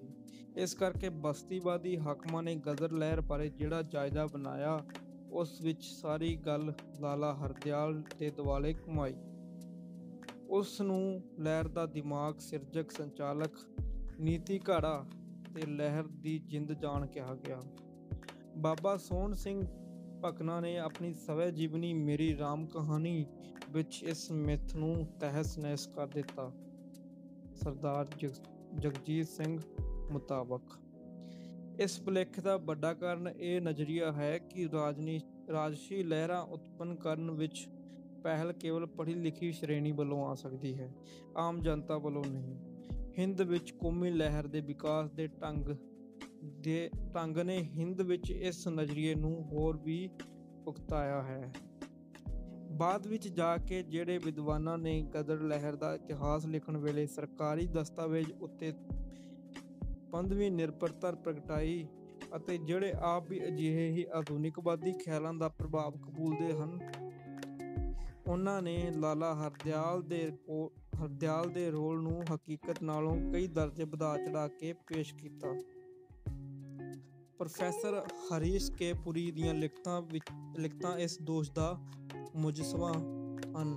ਉਸ ਨੇ ਲਾਲਾ ਹਰਦਿਆਲ ਸਮੇਤ ਉੱਤਰੀ ਅਮਰੀਕਾ ਵਿੱਚ ਪੜ੍ਹਦੇ ਹਿੰਦੂ ਵਿਦਿਆਰਥੀਆਂ ਦੀ ਲਹਿਰ ਵਿੱਚ ਭੂਮਿਕਾ, ਜਿਹੜੇ ਕਿ ਹਕੀਕਤ ਵਿੱਚ ਅੰਸ਼ ਮਾਤਰ ਸੀ, ਨੂੰ ਹਦੋਂ ਵੱਧ ਚੜ੍ਹਾ ਕੇ ਪੇਸ਼ ਕੀਤਾ ਹੈ। ਇਹ ਵਿਗਾੜ ਨਿਰਾ ਸਰਕਾਰੀ ਦਸਤਾਵੇਜ਼ਾਂ ਉੱਤੇ ਵਧਵੀਂ ਟੇਕ ਰੱਖਣ ਦਾ ਨਤੀਜਾ ਨਹੀਂ, ਇਸ ਵਿੱਚ ਲੇਖਕ ਦੇ ਆਪਣੇ ਮਾਨਸਿਕ ਝੁਕਾਵਾਂ ਦੇ ਤਵਰਸਵਾਂ ਦਾ ਵੱਡਾ ਰੋਲ ਹੈ। ਦਰੀਸ਼ੀ ਚੇਂਚੀਆਂ, ਜਿਹੜਾ ਗਦਰ ਪਾਰਟੀ ਦੇ ਬਣਨ ਸਮੇਂ ਬਰਕਲੀ ਯੂਨੀਵਰਸਿਟੀ ਵਿੱਚ ਪੜ੍ਹਾਈ ਕਰ ਰਿਹਾ ਸੀ, ਆਪਣੀ ਇੱਕ ਹੱਥ ਲਿਖਤ ਵਿੱਚ ਪੇਂਡੂ ਕਿਸਾਨਾਂ ਬਾਰੇ ਸ਼ਹਿਰੀ ਪੜਾਕੂਆਂ ਵਾਲੇ ਤਵਸਵਾਂ ਦਾ ਪ੍ਰਗਟਾ ਕਰਦਾ ਲਿਖਦਾ ਹੈ ਕਿ ਲਾਲਾ ਹਰਦਿਆਲ ਦੇ ਅਮਰੀਕਾ ਤੋਂ ਚਲੇ ਜਾਣ ਤੋਂ ਬਾਅਦ ਲੀਡਰਸ਼ਿਪ ਦਾ ਖਲਾਅ ਪੈਦਾ ਹੋ ਗਿਆ ਸੀ। ਦੂਜੇ ਗਦਰੀ ਸੂਰਵੀਰ ਲੜਾਕੂ ਜਜ਼ਬੇ ਤੇ ਕੁਰਬਾਨੀ ਕਰਨ ਦੇ ਗੁਣਾਂ ਨਾਲ ਭਰਪੂਰ ਸਨ, ਪਰ ਉਹਨਾਂ ਵਿੱਚ ਕਿਸੇ ਲਹਿਰ ਨੂੰ ਵਿਧੀਵਤ ਢੰਗ ਨਾਲ ਚਲਾਉਣ ਲਈ ਲੋੜੀਂਦੀ ਬੁੱਧੀਮੱਤਾ ਤੇ ਸਮਰੱਥਾ ਦੀ ਘਾਟ ਸੀ। ਉਸ ਦੀਆਂ ਨਜ਼ਰਾਂ ਵਿੱਚ ਬਾਬਾ ਸੋਹਣ ਸਿੰਘ ਭਕਨਾ, ਭਾਈ ਸੰਤੋਖ ਸਿੰਘ, ਭਾਈ ਜਵਾਲਾ ਸਿੰਘ, ਪੰਡਿਤ ਕਾਸ਼ੀ ਰਾਮ, ਭਾਈ ਗਾਦਾ ਸਿੰਘ, ਮਾਸਟਰ ਊਧਮ ਸਿੰਘ ਕਸੇਲ, ਭਾਈ ਨਿਧਾਨ ਸਿੰਘ ਚੁੰਗਾ ਆਦਿ ਸਾਰਿਆਂ ਵਿੱਚ ਬੁੱਧੀਮੱਤਾ ਤੇ ਸਮਰੱਥਾ ਦੀ ਘਾਟ ਸੀ, ਜਿਸ ਕਰਕੇ ਉਹ ਲਾਲਾ ਹਰਦਿਆਲ ਦੇ ਜਾਣ ਨਾਲ ਪੈਦਾ ਹੋਈਆਂ ਖਲਾਅ ਪੂਰੀ ਕਰਨ ਦੇ ਕਾਬਲ ਨਹੀਂ ਸਨ। ਚਚਈਆਂ ਦੀ ਇਸ ਧਾਰਨਾ ਦੇ ਉਲਟ ਬਾਬਾ ਸੋਹਣ ਸਿੰਘ ਭਕਨਾ ਨੇ ਹਰਦਿਆਲ ਦੀ ਥਾਂ ਨਵੇਂ ਚੀਫ ਸੈਕਟਰੀ ਬਣੇ ਭਾਈ ਸੰਤੋਖ ਸਿੰਘ ਦੀ ਕਾਬਲੀਅਤ ਦੀ ਭਰਪੂਰ ਸ਼ਲਾਘਾ ਕੀਤੀ ਅਤੇ ਦੱਸਿਆ ਕਿ ਲਾਲਾ ਹਰਦਿਆਲ ਕਰਕੇ ਪੈਦਾ ਹੋਈਆਂ ਬਹੁਤ ਸਾਰੀਆਂ ਸਮੱਸਿਆਵਾਂ ਭਾਈ ਸੰਤੋਖ ਸਿੰਘ ਦੇ ਸੈਕਟਰੀ ਬਣਨ ਤੋਂ ਬਾਅਦ ਬੜੀ ਸਖੜਤਾ ਨਾਲ ਹੱਲ ਕਰ ਲਈਆਂ ਗਈਆਂ ਸਨ, ਜਿਸ ਕਰਕੇ ਹਰਦਿਆਲ ਦੇ ਚਲੇ ਜਾਣ ਨਾਲ ਪਾਰਟੀ ਦੇ ਕੰਮ ਵਿੱਚ ਢਿੱਲ ਪੈਣ ਦੀ ਬਜਾਏ ਹੋਰ ਤੇਜ਼ੀ ਆ ਗਈ ਸੀ। ਇੱਕ ਗੱਲਬਾਤ ਦੌਰਾਨ ਬਾਬਾ ਜੀ ਨੇ ਇੱਕ ਹੋਰ ਸਪਸ਼ਟ ਕੀਤਾ ਕਿ ਲਾਲਾ ਹਰਦਿਆਲ ਨੇ ਕੇਵਲ 5 ਮਹੀਨੇ ਸਾਡੇ ਨਾਲ ਕੰਮ ਕੀਤਾ। ਜੇ ਉਹ ਪਾਰਟੀ ਦੀ ਜਿੰਦ ਜਾਨ ਹੁੰਦਾ ਤਾਂ ਉਸ ਦੇ ਜਾਣ ਪਿੱਛੋਂ ਇਹ ਲਹਿਰ ਜ਼ਰੂਰ ਮੁੱਕ ਜਾਂਦੀ, ਪਰ ਇੰਜ ਨਹੀਂ ਹੋਇਆ, ਸਗੋਂ ਲਹਿਰ ਹੋਰ ਮਜ਼ਬੂਤ ਹੋਈ। ਇਨਕਲਾਬ ਜਦੋਂ ਤਿਆਰੀ ਇਸ ਤੇ ਜਾਣ ਪਿੱਛੋਂ ਕੀਤੀ ਗਈ। ਪ੍ਰਸਿੱਧ ਵਿਦਵਾਨ ਤੇ ਸਮਾਜੀ ਕਾਰਕੁਨ ਗੇਲ ਓਮਬੈਟ ਨੇ ਗਦਰ ਲਹਿਰ ਬਾਰੇ ਲਿਖ ਕੇ ਅੰਤਰਦ੍ਰਿਸ਼ਟੀ ਭਰਪੂਰ ਲੇਖ ਵਿੱਚ ਭਾਰਤ ਦੀ ਆਜ਼ਾਦੀ ਦੇ ਸੰਗਰਾਮ ਦੇ ਇਤਿਹਾਸ ਵਿੱਚ ਗਦਰ ਲਹਿਰ ਨੂੰ ਬਣਦਾ ਸਥਾਨ ਦੇਣ ਅਤੇ ਭਾਰਤ ਦੇ ਰਾਸ਼ਟਰੀ ਕਮਿਊਨਿਸਟ ਲਹਿਰ ਵੱਲੋਂ ਗਦਰੀ ਬਾਬਿਆਂ ਨੂੰ ਤੁੱਛ ਅਥਵਾ ਨੀਵੇਂ ਸਮਝਣ ਦਾ ਕਾਰਨ ਇਹ ਦੱਸਿਆ ਹੈ। ਅਸਲੀ ਗੱਲ ਇਹ ਲੱਗਦੀ ਹੈ ਕਿ ਭਾਰਤ ਦੇ ਮਹਾਨਗਰੀ ਬੁੱਧੀਜੀਵੀਆਂ, ਜਿਹੜੇ ਕਿ ਸਭ ਤੋਂ ਮੁੱਢਲੀ ਕੌਮੀ ਤੇ ਕਮਿਊਨਿਸਟ ਲੀਡਰ ਸਨ, ਨੇ ਸਿੱਖਾਂ ਨੂੰ ਉਸੇ ਹੀ ਪੱਖਪਾਤੀ ਨਜ਼ਰੀਏ ਨਾਲ ਦੇਖਿਆ ਜਿਸ ਨਾਲ ਭਾਰਤ ਅੰਦਰ ਅੱਜ ਵੀ ਉਹਨਾਂ ਨੂੰ ਦੇਖਿਆ ਜਾਂਦਾ ਹੈ। ਜਿੱਥੇ ਸਿੱਖਾਂ ਬਾਰੇ ਚੁਟਕਲੇ ਉਸੇ ਤਰ੍ਹਾਂ ਦੀ ਭੂਮਿਕਾ ਨਿਭਾਉਂਦੇ ਪ੍ਰਤੀਤ ਹੁੰਦੇ ਹਨ ਜਿਹੜੇ ਅਮਰੀਕਾ ਅੰਦਰ ਪੋਲਾਕ ਚੁਟਕਲਿਆਂ ਨੇ ਨਿਭਾਈ। ਲਾਲਾ ਹਰਦਿਆਲ ਨੇ ਉਸ ਦਾ ਜੁੱਟ ਉਹਨਾਂ ਦੇ ਨਾਲ ਕੰਮ ਕਰਦੇ ਰਹੇ ਸਿੱਖ ਆਵਾਸੀਆਂ 'ਚ ਬਹੁਤਿਆਂ ਨੂੰ ਜਾਹਲ ਤੇ ਜੱਟ ਬੂਟ ਸਮਝਦੇ ਸਨ। ਇਸ ਦੇ ਨਾਲ ਹੀ ਗੇਲ ਨੇ ਪ੍ਰਸਿੱਧ ਮਾਰਕਸਵਾਦੀ ਵਿਦਵਾਨ ਤੇ ਭਾਰਤ ਦੇ ਮੋਢੀ ਕਮਿਊਨਿਸਟ M.N. ਰਾਏ ਦੀ ਸਿੱਖਾਂ ਬਾਰੇ ਅਜਿਹੀ ਘਿਰਨਾ ਗ੍ਰਸੀ ਸੋਚ ਦਾ ਵੀ ਪਾਜ ਉਗਾੜਿਆ। 1916 ਵਿੱਚ M.N. ਰਾਏ ਤੇ ਪ੍ਰਸਿੱਧ ਗਦਰੀ ਆਗੂ ਭਾਈ ਭਗਵਾਨ ਸਿੰਘ ਨੇ ਇੱਕੋ ਜਹਾਜ਼ ਵਿੱਚ ਪ੍ਰਸ਼ਾਂਤ ਮਹਾਸਾਗਰ ਪਾਰ ਕੀਤਾ ਸੀ। ਰਾਏ ਨੇ ਬਾਅਦ ਵਿੱਚ ਆਪਣੀ ਕਿਸੇ ਲਿਖਤ ਅੰਦਰ ਇਸੇ ਮੁਲਾਕਾਤ ਦਾ ਵੇਰਵਾ ਦਿੰਦਿਆਂ ਭਗਵਾਨ ਸਿੰਘ ਦੀ ਬੀਅਰ ਪੀਣ ਦੀ ਲਲਕ ਉੱਤੇ ਆਪਣੀ ਉਕਤਾਹਟ ਪ੍ਰਗਟਾਉਣ ਲਈ ਘਿਰਣਾਉਂਦੇ ਲਫ਼ਜ਼ ਵਰਤੇ ਸਨ। ਉਸਨੇ ਲਿਖਿਆ ਸੀ, ਭਗਵਾਨ ਸਿੰਘ ਤਕਰੀਬਨ 50 ਸਾਲ ਦਾ ਹੱਟਾ ਕੱਟਾ ਸੀ, ਜਿਸਨੇ ਅਮਰੀਕਨ ਹੀ-ਮੈਨ ਦੇ ਬਹੁਤ ਭੱਦੇ ਨਕਸ਼ ਗ੍ਰਹਿਣ ਕੀਤੇ ਹੋਏ ਸਨ। ਇਸ ਦੇ ਨਾਲ ਹੀ ਉਸਨੇ ਉਨੇ ਹੀ ਭੱਦੇ ਦੇਸੀ ਲੱਛਣ ਵੀ ਸਾਂਭ ਕੇ ਰੱਖੇ ਸਨ। ਆਧੁਨਿਕਵਾਦੀ ਕਮਿਊਨਿਸਟਾਂ ਦੀ ਅਨਪੜ੍ਹ ਤੇ ਪੇਂਡੂ ਗਦਰੀ ਬਾਬਿਆਂ ਪ੍ਰਤੀ ਘਿਰਣਾ ਦੀ ਪੁਸ਼ਟੀ ਇੱਕ ਹੋਰ ਮਿਸਾਲ ਤੋਂ ਵੀ ਹੁੰਦੀ ਹੈ। ਸ਼ਹੀਦ ਭਗਤ ਸਿੰਘ ਦੇ ਨੇੜਲੇ ਸਾਥੀ ਕਾਮਰੇਡ ਰਾਮਚੰਦਰ ਨੇ ਆਪਣੀ ਸਵੈ ਜੀਵਨੀ ਵਿੱਚ ਗਦਰੀ ਸਿੱਖ ਬਾਬਿਆਂ ਪ੍ਰਤੀ ਆਪਣੀ ਦਿਲੀ ਘਿਰਣਾ ਵਿੱਚ ਇਸ ਤਰ੍ਹਾਂ ਜ਼ਾਹਰ ਕੀਤੀ ਹੈ। ਉਸ ਦੇ ਅਨੁਸਾਰ ਗਦਰੀ ਬਾਬੇ, ਜੋ ਕਿ 1914 ਦੇ ਗਦਰ 'ਚੋਂ ਮੌਤ ਤੇ ਕੈਦ ਤੋਂ ਬਚ ਗਏ ਸਨ, ਉਹਨਾਂ ਨੂੰ ਕਮਿਊਨਿਸਟ ਜਥੇਬੰਦੀਆਂ ਬਣਾਉਣ ਲਈ ਅਮਰੀਕਾ ਵਿੱਚ ਗਦਰ ਪਾਰਟੀ ਦੇ ਹੈੱਡਕੁਆਰਟਰ ਤੋਂ ਪੈਸਾ ਆਉਂਦਾ ਸਨ। ਇਸ ਪੈਸੇ ਨਾਲ ਉਹ ਸਿਆਸੀ ਮਹੰਤ ਬਣ ਗਏ ਸਨ। ਹਾਲਾਂਕਿ ਉਹਨਾਂ ਉਹਨਾਂ ਪੱਲੇ ਸੋਚਣ ਅਤੇ ਪ੍ਰੋਗਰਾਮ ਕਰਨ ਜਾਂ ਜਥੇਬੰਦੀ ਉਸਾਰਨ ਦੀ ਸਮਰੱਥਾ ਨਹੀਂ ਸੀ, ਪਰ ਉਹਨਾਂ ਨੇ ਕਮਿਊਨਿਸਟ ਵਿਚਾਰਾਂ ਲਈ ਪੈਦਾ ਹੋਏ ਉਭਾਰ ਦਾ ਲਾਹਾ ਲੈਂਦਿਆਂ ਘਿਨਾਉਣੇ ਨੁਮਾ ਕਮਿਊਨਿਸਟ ਪਾਰਟੀਆਂ ਬਣਾ ਲਈਆਂ, ਪੈਸੇ ਦੀ ਦੁਰਵਰਤੋਂ ਕੀਤੀ ਅਤੇ ਕੁਝ ਅਗਿਆਨੀ ਤੇ ਵਿਕਾਊ ਲੋਕਾਂ ਨੇ ਆਪਣੇ ਹੱਥ ਠੋਕੇ ਬਣਾ ਲਿਆ। ਉਕਤ ਲਿਖਤ ਅੰਦਰ ਕਾਮਰੇਡ ਰਾਮਚੰਦਰ ਨੇ ਗਦਰੀ ਸਿੱਖ ਬਾਬਿਆਂ ਨੂੰ ਤਿਰਸਕਾਰ ਨਾਲ ਡਾਲਰ ਪਰਮੇਸ਼ਰ ਜਾਂ ਗੌਡ, ਰੂਬਲ ਪਰਮੇਸ਼ਵਰ ਤੇ ਕੀਰਤੀ ਸੇਠ ਦੀਆਂ ਅਨਾਦਰਪੂਰਨ ਉਪਾਧੀਆਂ ਨਾਲ ਨਿਵਾਜਿਆ ਗਿਆ ਹੈ। ਬਾਬਾ ਸੋਹਣ ਸਿੰਘ ਭਕਨਾ ਨੇ ਆਪਣੀ ਆਤਮ ਕਥਾ ਵਿੱਚ ਹਿੰਦੂ ਉਰਫ ਕੌਮੀ ਆਗੂਆਂ ਦੇ ਮਨਾਂ ਅੰਦਰ ਸਿੱਖਾਂ ਵਿਰੁੱਧ ਨਫ਼ਰਤ ਦੀ ਭਾਵਨਾ ਉੱਤੇ ਅਫਸੋਸ ਕਰਦਿਆਂ ਗੁਸੈਲਾ ਪ੍ਰਤੀਕਰਮ ਪ੍ਰਗਟਾਇਆ ਸੀ। ਉਹਨਾਂ ਲਿਖਿਆ ਕਿ ਲਾਲਾ ਲਾਜਪਤ ਰਾਏ ਅਧਿਕਾਂ ਨੇ ਅਮਰੀਕਾ ਦੇ ਹਿੱਸਿਆਂ, ਖਾਸ ਕਰਕੇ ਸਿੱਖਾਂ ਬਾਰੇ ਜੋ ਘਿਰਨਾ ਭਰੇ ਲਫ਼ਜ਼ ਆਪਣੀ ਕਿਤਾਬਾਂ ਵਿੱਚ ਲਿਖੇ ਹਨ, ਮੇਰੇ ਜਾਂਚੇ ਤਾਂ ਉਹਨਾਂ ਨੇ ਪੁੱਜ ਕੇ ਭੁਲੇਖਾ ਖਾਧਾ ਹੈ ਤੇ ਨਿਆਂ ਦੇ ਗੱਲ ਛੁਰੀ ਫੇਰੀ ਹੈ। ਜੇ ਉਹ ਅਮਰੀਕਨ ਤੇ ਕੈਨੇਡੀਅਨ ਹਿੰਦੀ ਸਿੱਖਾਂ ਦੀਆਂ ਕੁਰਬਾਨੀਆਂ ਉੱਤੇ ਰਤੀ ਵੀ ਨਿਗਾਹ ਮਾਰਦੇ ਤਾਂ ਉਹਨਾਂ ਦੀ ਜ਼ਮੀਰ ਉਹਨਾਂ ਨੂੰ ਅਜਿਹਾ ਲਿਖਣ ਦੀ ਕਦੇ ਆਗਿਆ ਨਾ ਦਿੰਦੀ।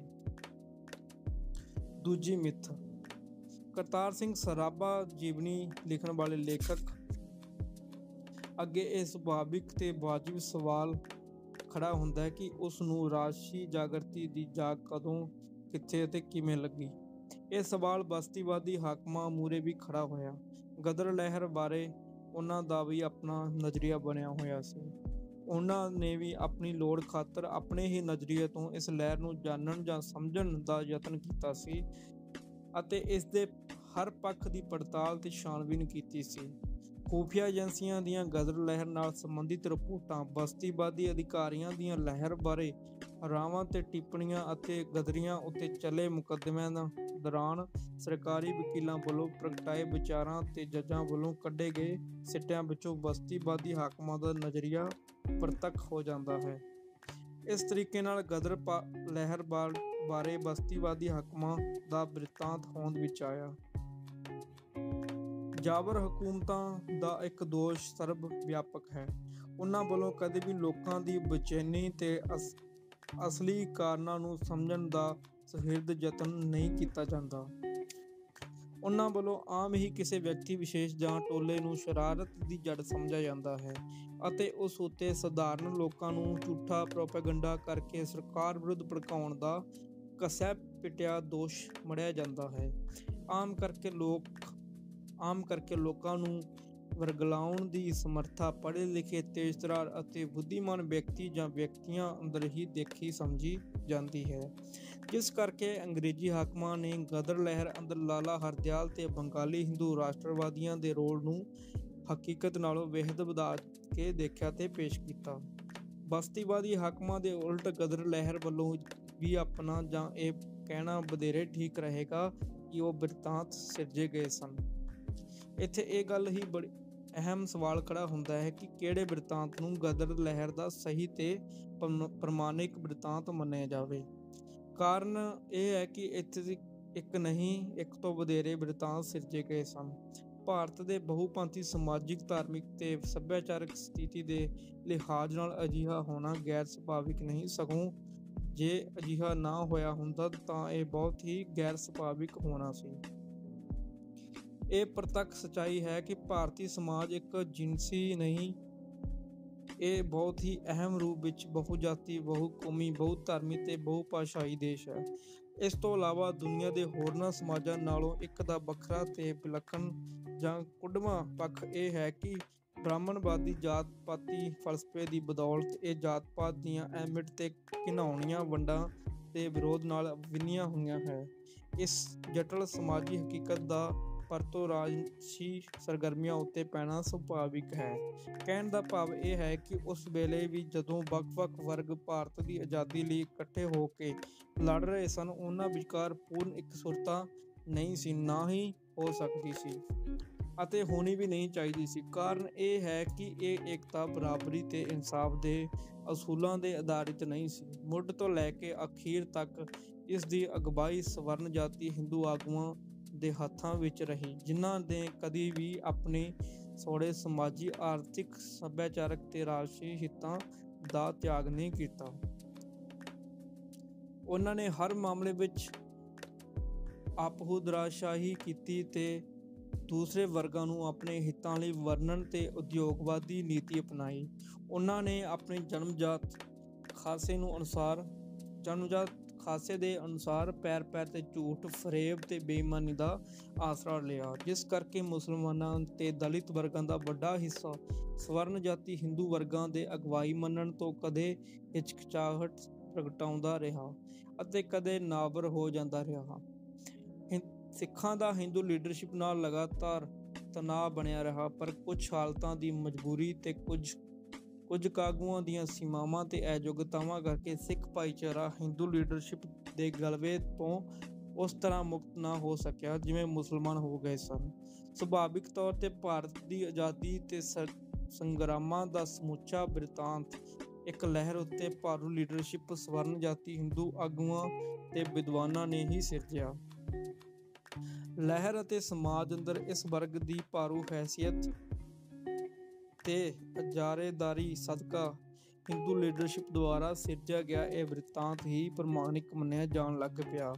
ਆਜ਼ਾਦੀ ਦੇ ਸੰਗਰਾਮ ਅੰਦਰ ਜਿਹੜੇ ਆਪਸੀ ਵਖਰੇਵੇ ਤੇ ਵਿਰੋਧ ਸਨ, ਉਹਨਾਂ ਉੱਤੇ ਅਵੱਲ ਤਾਂ ਪਰਦਾ ਪਾ ਦਿੱਤਾ ਗਿਆ, ਜਾਂ ਉਹਨਾਂ ਦੀ ਵਿਆਖਿਆ ਹਿੰਦੂ ਲੀਡਰਸ਼ਿਪ ਦੇ ਨੁਕਤਾ ਨਜ਼ਰ ਤੋਂ ਹੀ ਕੀਤੀ ਗਈ।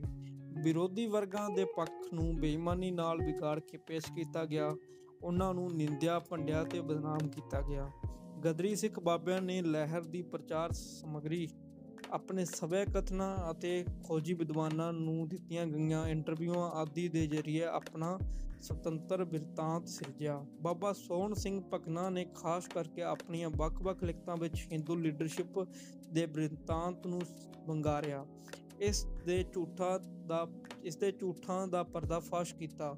ਆਪਣੀ ਗਦਰੀ ਬਾਬਿਆਂ ਨਾਲ ਤਰਾਸਦੀ ਇਹ ਵਾਪਰੀ ਕਿ ਜਿਹੜੇ ਵਿਦਵਾਨਾਂ ਨੇ ਉਹਨਾਂ ਦਾ ਇਤਿਹਾਸ ਲਿਖਿਆ, ਉਹਨਾਂ ਦੀਆਂ ਗੱਲਾਂ ਬਾਤਾਂ ਰਿਕਾਰਡ ਕੀਤੀਆਂ, ਉਹਨਾਂ ਦੇ ਵੱਡੇ ਹਿੱਸੇ ਨੇ ਗਦਰੀ ਬਾਬਿਆਂ ਦੀਆਂ ਲਿਖਤਾਂ ਤੇ ਗੱਲਾਂ ਬਾਤਾਂ ਦੀਆਂ ਵਿਆਖਿਆਵਾਂ ਹਿੰਦੂ ਲੀਡਰਸ਼ਿਪਾਂ ਦੁਆਰਾ ਸਿਰਜੇ ਗਏ ਰਾਸ਼ਟਰਵਾਦੀ ਬਿਰਤਾਂਤ ਦੇ ਚੌਖਟੇ ਵਿੱਚ ਹੀ ਕੀਤੀ। ਬਾਬਿਆਂ ਦੀਆਂ ਲਿਖਤਾਂ ਤੇ ਪ੍ਰਵਚਨਾਂ ਨੂੰ ਰਾਸ਼ਟਰਵਾਦੀ ਬਿਰਤਾਂਤ ਦੀ ਸੂਰਤ ਦੇ ਅਨੁਕੂਲ ਢਾਲਿਆ ਗਿਆ। ਕੁਝ ਵਿਦਵਾਨਾਂ ਨੇ ਲੇਖਕਾਂ ਨੇ ਇਹ ਬੌਧਿਕ ਅਨਾਚਾਰ ਸੁਚੇਤ ਰੂਪ ਵਿੱਚ ਕੀਤਾ ਅਤੇ ਕੁਝ ਨੇ ਆਪਣੀ ਸਿਧਾਂਤਕ ਅਯੋਗਤਾ ਅਰਥਾਤ ਮੌਲਿਕ ਸੋਚ ਦੇ ਅਣਹੋਂਦ ਕਰਕੇ ਅਣਜਾਣੇ ਤੌਰ ਤੇ ਸਵਰਨ ਜਾਤੀ ਹਿੰਦੂ ਵਰਗ ਦਾ ਪੱਖ ਪੂਰਿਆ। ਮਿਸਾਲ ਵਜੋਂ ਇਹ ਧਾਰਨਾ ਬਸਤੀਵਾਦੀ ਹਾਕਮਾਂ ਦੀ ਸੀ ਕਿ ਬੰਗਾਲ ਅੰਦਰ ਸਿਆਸੀ ਜਾਗਰਤੀ ਸਭ ਤੋਂ ਪਹਿਲਾਂ ਆਈ ਅਤੇ ਇਹ ਲਾਗ ਉਦੋਂ ਹੀ ਦੇਸ਼ ਦੇ ਦੂਸਰੇ ਖੇਤਰਾਂ ਦੇ ਵਰਗਾਂ ਤੱਕ ਫੈਲੀ। ਭਾਰਤ ਦੀ ਰਾਸ਼ਟਰਵਾਦੀ ਲਹਿਰ ਦੇ ਆਗੂਆਂ ਨੇ ਵੀ ਇਹ ਧਾਰਨਾ ਨੂੰ ਇੰਨ ਭਿੰਨ ਕਬੂਲ ਕਰ ਲਿਆ ਸੀ। ਫਰਕ ਸਿਰਫ ਇਹ ਕਿ ਜਿਹੜੀ ਗੱਲ ਅੰਗਰੇਜ਼ਾਂ ਨੇ ਨਿੰਦਾ ਦੇ ਭਾਵ ਨਾਲ ਕਹੀ ਸੀ, ਰਾਸ਼ਟਰਵਾਦੀਆਂ ਨੇ ਉਸ ਨੂੰ ਪ੍ਰਸ਼ੰਸਾ ਦੇ ਭਾਵ ਵਿੱਚ ਬਦਲ ਲਿਆ। ਇਹ ਧਾਰਨਾ ਰਾਸ਼ਟਰਵਾਦੀ ਬਿਰਤਾਂਤ ਦਾ ਹਿੱਸਾ ਬਣ ਗਈ। ਇਹ ਬਿਰਤਾਂਤ ਦੇ ਜ਼ਰੀਏ ਧਾਰਨਾ ਆਮ ਲੋਕਾਂ ਦੀ ਸਮਝ ਦਾ ਅੰਗ ਅਰਥਾਤ ਆਮ ਸੂਝ ਬਣ ਗਈ। ਭਾਰੂ ਵਰਗ ਦੀ ਸਮਝ ਕਿਸ ਤਰੀਕੇ ਨਾਲ ਹੌਲੀ-ਹੌਲੀ ਆਮ ਸੂਝ ਬਣ ਜਾਂਦੀ ਹੈ, ਮਨੋਵਿਗਿਆਨ ਅੰਦਰ ਇਸ ਕਿਰਿਆ ਨੂੰ ਭਰਪੂਰ ਵਿਆਖਿਆ ਕੀਤੀ ਗਈ ਹੈ। ਇਸ ਕਿਰਿਆ ਨੂੰ ਨਿਰਦੇਸ਼ਕ ਅਥਵਾ ਸਜੈਸ਼ਨ ਦਾ ਨਾਂ ਦਿੱਤਾ ਗਿਆ ਹੈ, ਜਿਸ ਦੇ ਅਨੁਸਾਰ ਜਦੋਂ ਅਸੀਂ ਬਿਨਾਂ ਚੇਤਨ ਇਰਾਦੇ ਦੇ ਬਗੈਰ ਭੜਚੋਲਿਆਂ ਜਾਂ ਅਸੰਤ ਵਿਚਾਰਿਆਂ ਕਿਸੇ ਹੋਰ ਦੇ ਵਿਚਾਰਾਂ, ਵਿਸ਼ਵਾਸਾਂ ਜਾਂ ਰੁਚੀਆਂ ਨੂੰ ਗ੍ਰਹਿਣ ਕਰ ਲੈਂਦੇ ਹਾਂ ਤਾਂ ਨਿਰਦੇਸ਼ਨ ਦੀ ਕਿਰਿਆ ਵਰਜ ਰਹੀ ਹੁੰਦੀ ਹੈ। ਇਸ ਨਾਤੇ ਨਿਰਦੇਸ਼ਨ ਇੱਕ ਐਸੀ ਪ੍ਰਕਿਰਿਆ ਹੈ ਜਿਸ ਰਾਹੀਂ ਕਿਸੇ ਵਿਅਕਤੀ ਪਾਸੋਂ ਬਿਨਾਂ ਕਿਸੇ ਵਿਵੇਚਨਾ ਦੇ ਅਚੇਤ ਹੀ ਕਿਸੇ ਵਿਚਾਰ, ਵਿਸ਼ਵਾਸ, ਰਵੱਈਏ ਨੂੰ ਸਵੀਕਾਰ ਕਰਵਾਇਆ ਜਾ ਸਕਦਾ ਹੈ। ਜੇਕਰ ਕੋਈ ਵਿਚਾਰ ਵਾਰ-ਵਾਰ ਲਗਾਤਾਰ ਜ਼ੋਰਦਾਰ ਤਰੀਕੇ ਨਾਲ ਸਾਡੇ ਮਨਾਂ ਉੱਪਰ ਮਾਰ ਕਰਦਾ ਰਹੇ ਤਾਂ ਸਾਡੇ ਉੱਪਰ ਉਸ ਦਾ ਅਸਰ ਹੋ ਹੀ ਜਾਂਦਾ ਹੈ। ਇਉਂ ਨਿਰਦੇਸ਼ਨ ਨਿਤ ਗੁਪਤ ਮਾਰ ਸਾਡੇ ਮਨਾਂ ਤੇ ਕਰਦਾ ਸਾਡੀ ਜ਼ਿੰਦਗੀ ਥਾਣੀ ਲੰਘ ਜਾਂਦਾ ਹੈ। ਛਾਪਿਆ ਹੋਇਆ ਲਿਖਤਾਂ ਦਾ ਨਿਰਦੇਸ਼ਾਤਮਕ ਪ੍ਰਭਾਵ ਬੜਾ ਜ਼ਿਆਦਾ ਹੁੰਦਾ ਹੈ। ਅਖਬਾਰਾਂ ਵਿੱਚ ਛਪੀ ਖਬਰ ਸਾਨੂੰ ਕਿਤਨੀ ਭਰੋਸੇਯੋਗ ਲੱਗਦੀ ਹੈ। ਇਸ ਪ੍ਰਕਾਰ ਫਿਲਮੀ ਹੀਰੋਆਂ, ਰਾਜਸੀ ਲੀਡਰਾਂ, ਪ੍ਰਸਿੱਧ ਲੇਖਕਾਂ ਆਦਿ ਦੇ ਵਿਚਾਰਾਂ ਤੇ ਵਿਸ਼ੇਸ਼ਤਾਵਾਂ ਨੂੰ ਲੋਕੀ ਬਿਨਾਂ ਕਿਸੇ ਤਰਕ ਦੇ ਅਪਣਾ ਲੈਂਦੇ ਹਨ। ਇਹ ਧਾਰਨਾ ਹੈ ਕਿ ਕਰਤਾਰ ਸਿੰਘ ਸਰਾਭਾ ਨੂੰ ਸਿਆਸੀ ਜਾਗਰਤੀ ਦੀ ਜਾਗ ਬੰਗਾਲੀਆਂ ਕੋਲੋਂ ਲੱਗੀ। ਇਹ ਨਿਰਦੇਸ਼ਨ ਦੀ ਕਿਰਿਆ ਦਾ ਹੀ ਨਤੀਜਾ ਹੈ। ਇਹ ਮੌਲਿਕ ਸੋਚਣੀ ਦੀ ਅਣਹੋਂਦ ਦਾ ਸਿੱਟਾ ਤੇ ਪ੍ਰਗਟਾਵਾ ਹੈ। ਇਹ ਸਿੱਖ ਸੰਸਕਾਰਾਂ ਦੀ ਅਕੀਦਿਆਂ ਦੀ ਲੁਪਤ ਭਾਰਤ ਵਿੱਚ ਅਵਿਸ਼ਵਾਸ ਤੇ ਅਗਿਆਨਤਾ ਦਾ ਇਜ਼ਹਾਰ ਹੈ। ਇਹ ਆਧੁਨਿਕਤਾ ਦੇ ਦੇਸ਼ ਪ੍ਰਭਾਵ ਹੇਠ ਆਪਣੀਆਂ ਜੜ੍ਹਾਂ ਨਾਲੋਂ ਟੁੱਟ ਜਾਣ ਦਾ ਸਰਾਪ ਹੈ। ਅਜਿਹਾ ਕੋਈ ਪ੍ਰਮਾਣ ਨਹੀਂ ਮਿਲਦਾ ਕਿ ਕਰਤਾਰ ਸਿੰਘ ਸਰਾਭਾ ਦੇ ਮਨ ਉੱਤੇ ਅਮਰੀਕਾ ਪਹੁੰਚਣ ਤੋਂ ਪਹਿਲਾਂ ਹੀ ਬੰਗਾਲ ਅੰਦਰ ਆਈ ਰਾਜਸੀ ਜਾਗਰਤੀ ਦਾ ਪ੍ਰਭਾਵ ਪੈ ਚੁੱਕਾ ਸੀ। ਨਾ ਹੀ ਉਸ ਦੀ ਕਿਤਾਬ ਪੜ੍ਹਨ ਵਿੱਚ ਵਿਸ਼ੇਸ਼ ਰੁਚੀ ਜਾਂ ਲਗਨ ਦੀ ਪੁਸ਼ਟੀ ਹੁੰਦੀ ਹੈ। ਸੱਚ ਇਹ ਹੈ ਕਿ ਚਿੰਤਨਸ਼ੀਲ ਨਹੀਂ ਕਰਮਯੋਗੀ ਸੀ। ਉਸ ਨੂੰ ਰਾਜਸੀ ਜਾਗ ਕਦੋਂ ਤੇ ਕਿਵੇਂ ਲੱਗੀ ਅਤੇ ਉਸ ਦਾ ਪ੍ਰਚੰਡ ਊਰਜਾ ਤੇ ਪ੍ਰੇਰਨਾ ਦਾ ਅਸਲੀ ਸੋਮਾ ਕਿਹੜਾ ਸੀ, ਅਗਲੇ ਪੰਨਿਆਂ ਤੋਂ ਇਹਨਾਂ ਮਹੱਤਵਪੂਰਨ ਸਵਾਲਾਂ ਦੇ ਜਵਾਬ ਦੇਣ ਦਾ ਨਿਮਾਣਾ ਜਿਹਾ ਯਤਨ ਕੀਤਾ ਗਿਆ ਹੈ।